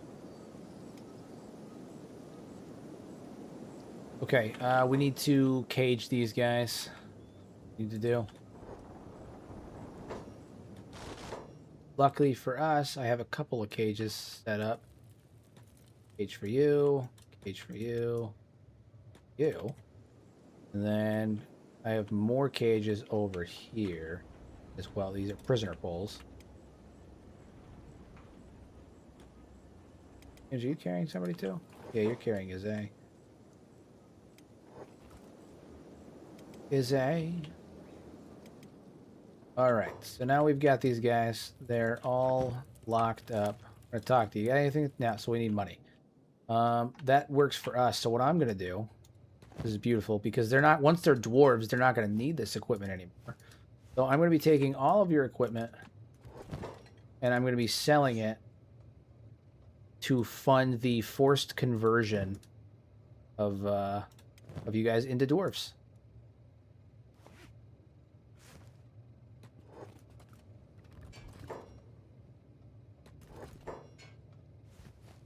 Well, most of it. Some of this stuff I'm not going to be able to pilfer, but yeah, no, we're going to take all of your equipment and we're going to use that to fund converting you guys into dwarves. So I hope you enjoy that. Yeah, you're going to need it anyway. Some of this stuff can sit, actually. Give you that back. 73, not worth it, not worth it. 327, that's not bad. Most of the stuff that I'm going to need is their weapons, but yeah, we're gonna use their stuff as that's probably true, but Liam's put more time into Warframe in recent years, so he's definitely more on the meta. Okay, so I'll go ahead and take all of their weapons and whatnot and use those to fund converting them. Be good. Who has all the weapons? Rusty and Vashu, I believe, and Rusty, Vashu, and Stream. Perfect. Okay, so the 3 of you guys need to go back to Catan then. And then we're going to use that money to forcibly convert them. I mean, it can, but when Kenshi fails, Baldur's Gate will do it, and where, you know, there's always a way to scratch that D&D itch. So Kenshi does it sometimes, though. It does have really good role playing, just because it's so open ended and you can really do anything you want. So it definitely, there are some times where like I'll start up a playthrough and like I'll come up with that scenario in my head of how I want my playthrough to look, and it just. It's just great. Isaiah, thank you again for another super chat. That's 4 super chats today. My God, thank you so much. Are you going to make a super cyber unit of dwarves? I mean, I can, absolutely. It wasn't something that I necessarily directly considered, but it may be beneficial to create a cybernetic unit of dwarves, absolutely. We'll make some of our elite fighters. I definitely want to replace King Vishu's arms with industrial-grade lifters at some point, just to give him that added strength bonus for sure. Yeah, Isaiah is a true mad lad. Absolutely true mad lad. For sure. For sure.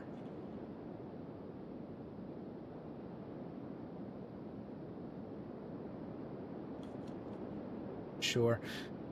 Yeah, no, it may be beneficial to create an industrial unit of dwarves, though. I think maybe the lords. I'll replace all of the lords. So like Streams, Grimdarks, and King Vishu's. I might replace their limbs with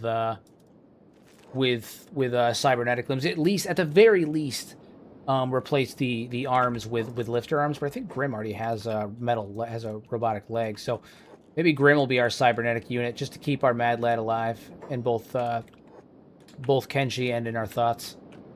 Make him the true unit that he was in life, you know?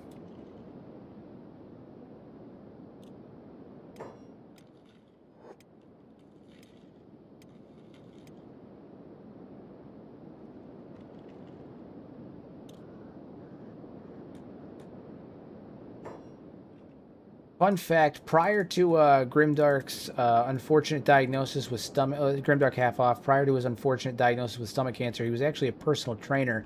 The guy was absolutely shredded. He was in phenomenal shape.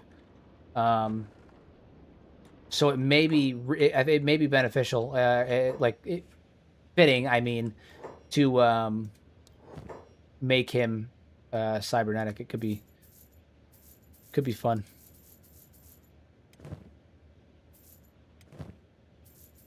All right, sell all of these weapons off of those guys. And what do we have? How much do we have? 43,000. That should be enough to forcibly recruit a few of them. So we're going to pop back over to the base real fast. And we're going to have Grimdark go on in there and start recruiting some tech hunters. All right, you goons. We're going to talk to you. Tech Hunter Guard. Looks like you folks aren't doing too bad for yourself. We're not poor if that's what you're saying. That's exactly what I'm saying. You got money, and I'm the best sword you're likely to meet. I doubt that, but that's fine. What's your price? 20,000? Nope, you can sit there for just a little longer. Yeah, 10,000. That's better. That's better. Bastard tries to highball me. Hell nah. 84. Give him that nice 100 in frame. Make a stick boy. He needs a better beard, though. This is a pathetic beard. Also, the hair is too much.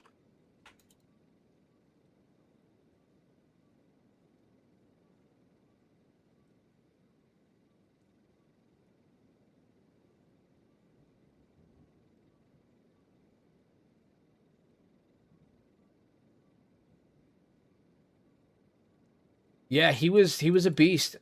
He was a real beast. So it's a sad thing. Sad thing. Sad thing. He was a friend, and I miss him greatly. That's for sure. All right, we're gonna give him a nice beard, as he should. He's a dwarf. Dwarves need beards. What's a name for this dwarf? We gotta come up with a good name.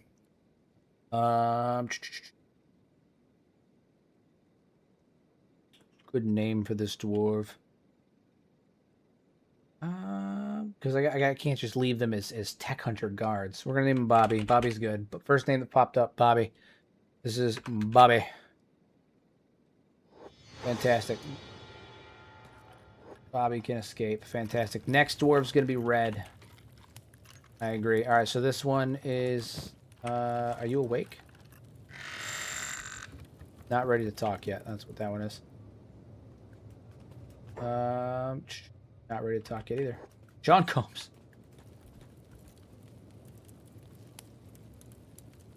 This is my dwarf Diddy. Diddy dwarf, one might say.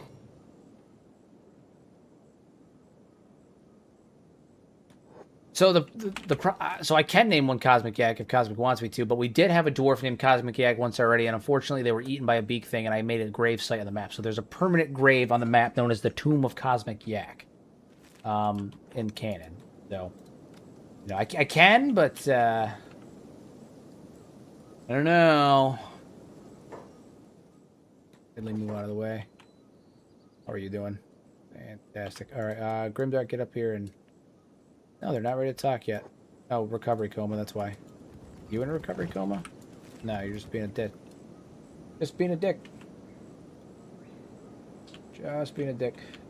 Stupid question, is the name for this dwarf mod just called dwarf? I don't have a dwarf mod, I just make them really short. I do have a dwarf mod that adds weapons, and it's called Dwarven Weapons. But no, they're just short guys. I just make them really short. Oh, shit. I may have... Okay, hold on. I thought I may have crashed it. I did not. Jumping back and forth between locations like that is dangerous. Risky stuff. Risky business. Yeah, not a dwarf mod. Just a bunch of short boys.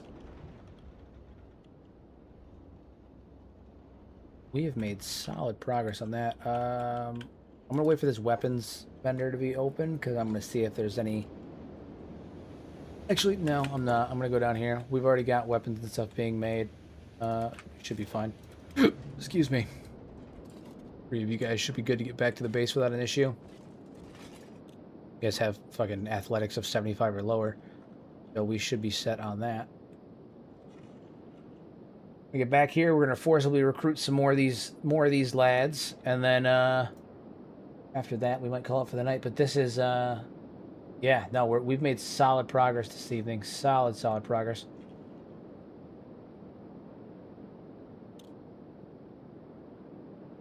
Going. Walk right past the Elder Beak things. No fear. No fear, not even a little bit.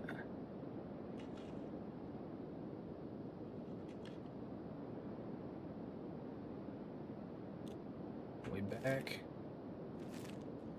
Yeah. We'll get back to the base. We'll spend the money that we have on recruiting the last of those tech hunters. I won't do any of them for 20,000. I'm not spending more than 10. 10,000 for them is worth it. They've got solid fucking stats, solid stats. But I will not be spending 20,000 on any of them. They're not worth that much. Run from the guerrilla bandits. We don't need that. We don't need that kind of conflict in our life. Not right now. Off for a second so I can see.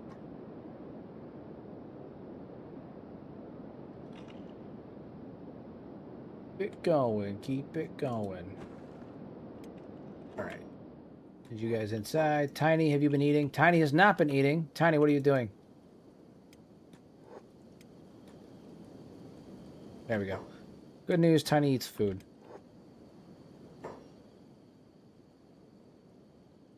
So we're just going to keep Zagan nearby so we can eat these meat wraps. Is that bridge a thing you built in game or something you built? The bridge is in game. It's already in there. It's the bridge that leads to the Fishman Isles on the far south of the map. It's already there by default. Otherwise, I honestly wouldn't have made it that fucking long. Not like obviously it's this long because like this is how far the island is, but like if this whole thing was something that I was building, I wouldn't have made it that long.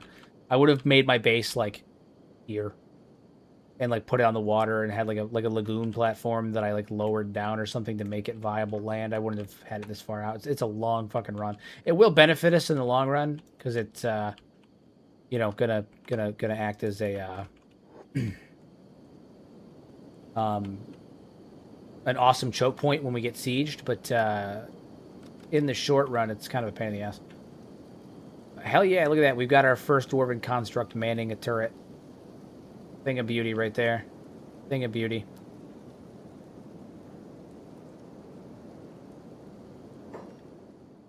All right, let's see. Grimdark, where you at? We talked to any of you guys yet? Yeah, we can talk to you. Caravan Guard, huh? What do you got? Best sword, good enough. What's your price? 20,000. Eat ass. Nope, sorry. Not paying you 20,000. You can sit there for a while. See what any of them are up to. I shan't spend 20,000 on you. Downside is there's a refresh between when I can talk to them. So I have to just, like, wait.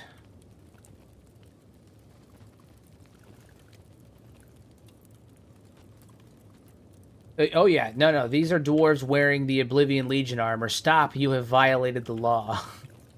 The law of the dwarves.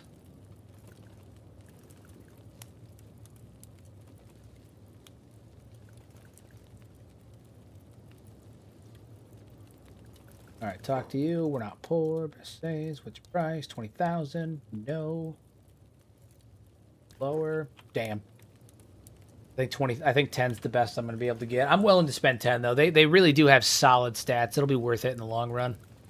It will be worth it in the long run. I can get them outfitted right away. I need to get Rusty producing again. He needs to get back to making armor.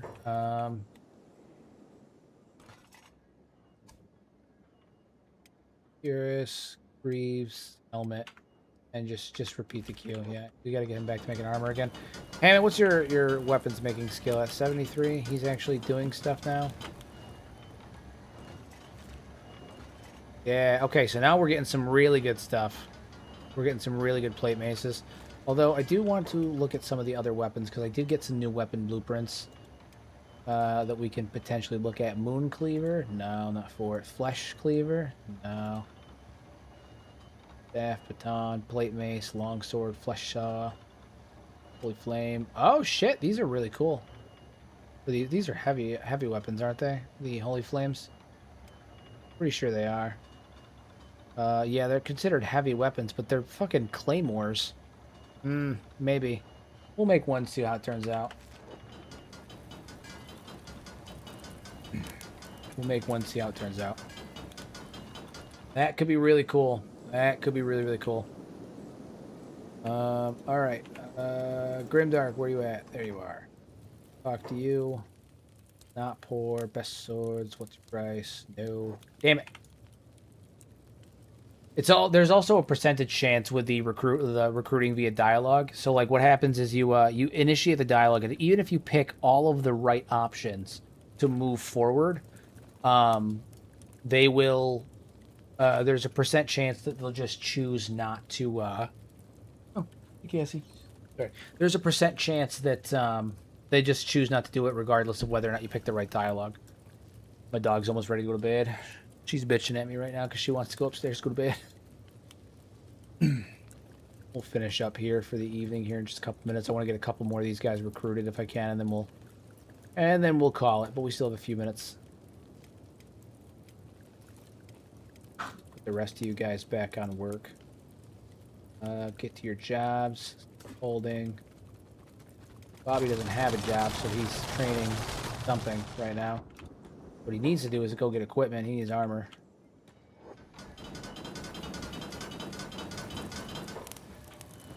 Bobby! Fantastic. Their boots. Boots. And then give him one of these good plate maces. Alright, we got a dwarf. He's outfitted. He needs gloves, but like, look at that. I mean, we've already got stats in the 40s. He's going to get the plate, where's it, the shield. And this will go up another 15 because he's got a negative 16 from his equipment, but the shield will offset that. And who has the shields right now? I'm pretty sure Rusty does. Yeah, so give him a shield. Take it from Rusty, offset that stat decrease from his armor.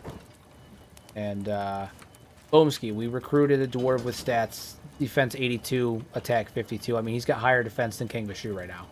So, It's going to be a pain in the ass to recruit these guys, but in the end, it will be significantly worth it for purposes of upping our ability to fight. God damn. Especially when you consider that we're going to be attacking a major outpost soon in the form of Flats Lagoon. That one's going to be devastating. We're going to have some serious fights on our hand with that one. Serious fight on our hands with that one. I'm going to move our constructs off to the Golem tab. I'll call it Construct tab now. All right. Kenshi, can move you. Golem, move you. Zagan. Tiny Kong, I'm going to put him over there just that way he can keep eating because they can't eat. You can only eat out of, like your animals and stuff will only eat out of, not even animals. Everyone will only share food if they're on the same squad tab. So if I don't have Tiny on the same squad tab, they will not eat food and, he will starve, which is, kind of the opposite of what we want. So for obvious reasons, we're not going to allow that to happen. Man, should have taken it to 10 when I had the chance.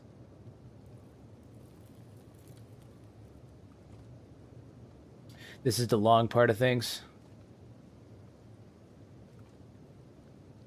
Also the most boring part of things, waiting to do this, the recruiting part.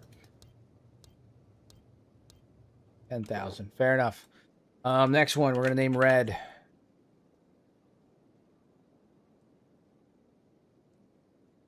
We're going to put you at a 114. Drop your shoulders down because you look ridiculous like that. 70. Fantastic. Will do. Escape. You can escape. Sensational. You're going to have to outfit. Oh, yeah, you'll be.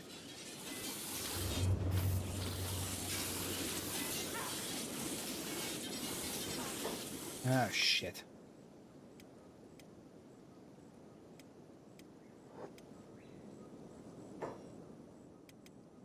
What are you shooting at? Oh, you know what? This happens sometimes too. You're gonna be shooting at Tiny or something, right? Yeah. So this happens sometimes when you recruit people, recruit prisoners. Sometimes, until you save and reload, your turrets do not know the difference between, like your recruits and your like actual like units. So they'll try to attack your freshly made recruits. Giant pain in the ass on that. Get over here and save is a.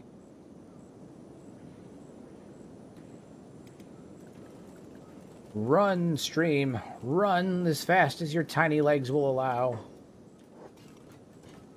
Fucking Chongy boy, too. Look at him. My lord. Big Chungus over here. Big Chungus.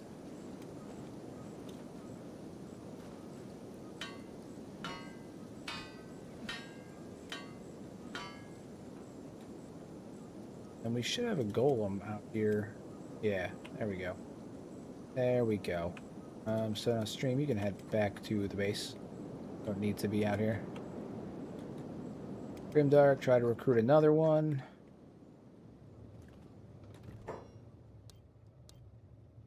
Nice. 20,000 steep, 10,000, that'll do. Alright, I need another name. I'm gonna get at least one more of these guys after this, but I need one more. I need two more names. 86. Fantastic. Sensational. Anybody have any ideas for names? Need just two more names.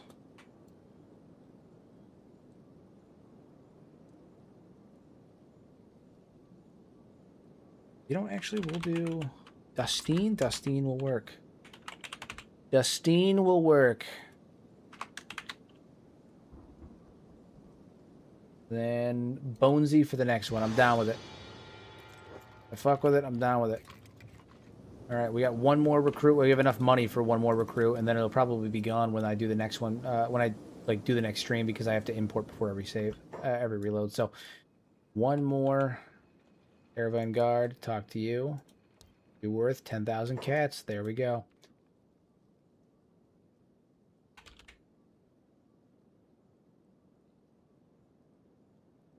See, fantastic. Height requirement has been met. We'll put you in 8420. Really chungest.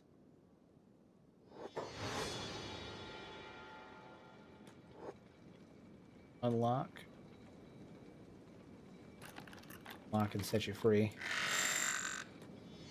Fantastic. All right, the three of you need to report to the armory for armor and weapons assignment. Fantastic. Red, we're going to do you first.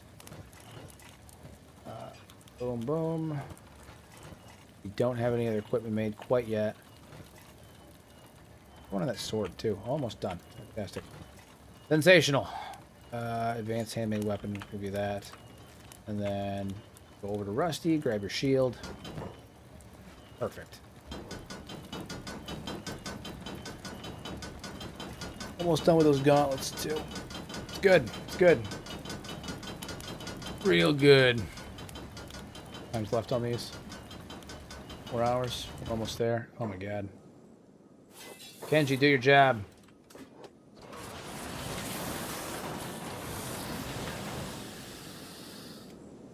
Sensational. You need to get over here and heal. You're taking too much damage. You gotta get back to the base.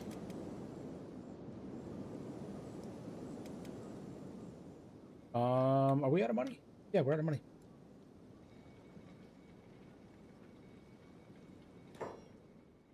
Well, tell me. Oh, really? Wait, I might be able to recruit him without money. Story, Life of the Ninja. Sneaky assassin, you creep through the night, you're dark with a blade. I think I remember this one from when I was recruiting. What is it? The dragon ninjas there, the bread boys, the bread weebs.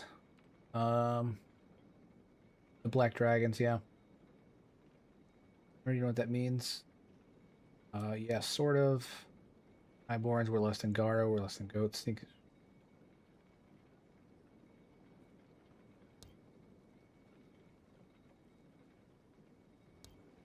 Special. Isn't they just the ninjas just want someone to listen to them is what it is. So you just have to like work through. You have to be empathetic towards the fact that they kind of are viewed as like shit. That's one way to put it.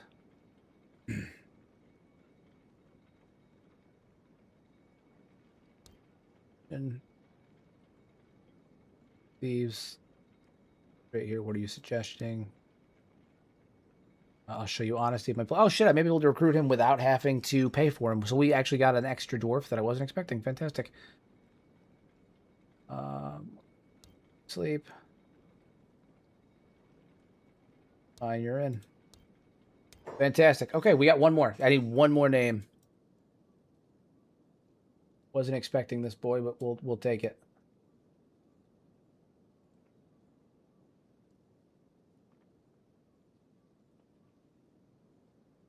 Already got a good beard too. Honestly, win. Already got a solid beard. I am, however, going to change his. I don't really care for a lot of the other. There, Cole. I'm down with it. We'll take Cole. Cole. Now everyone's involved.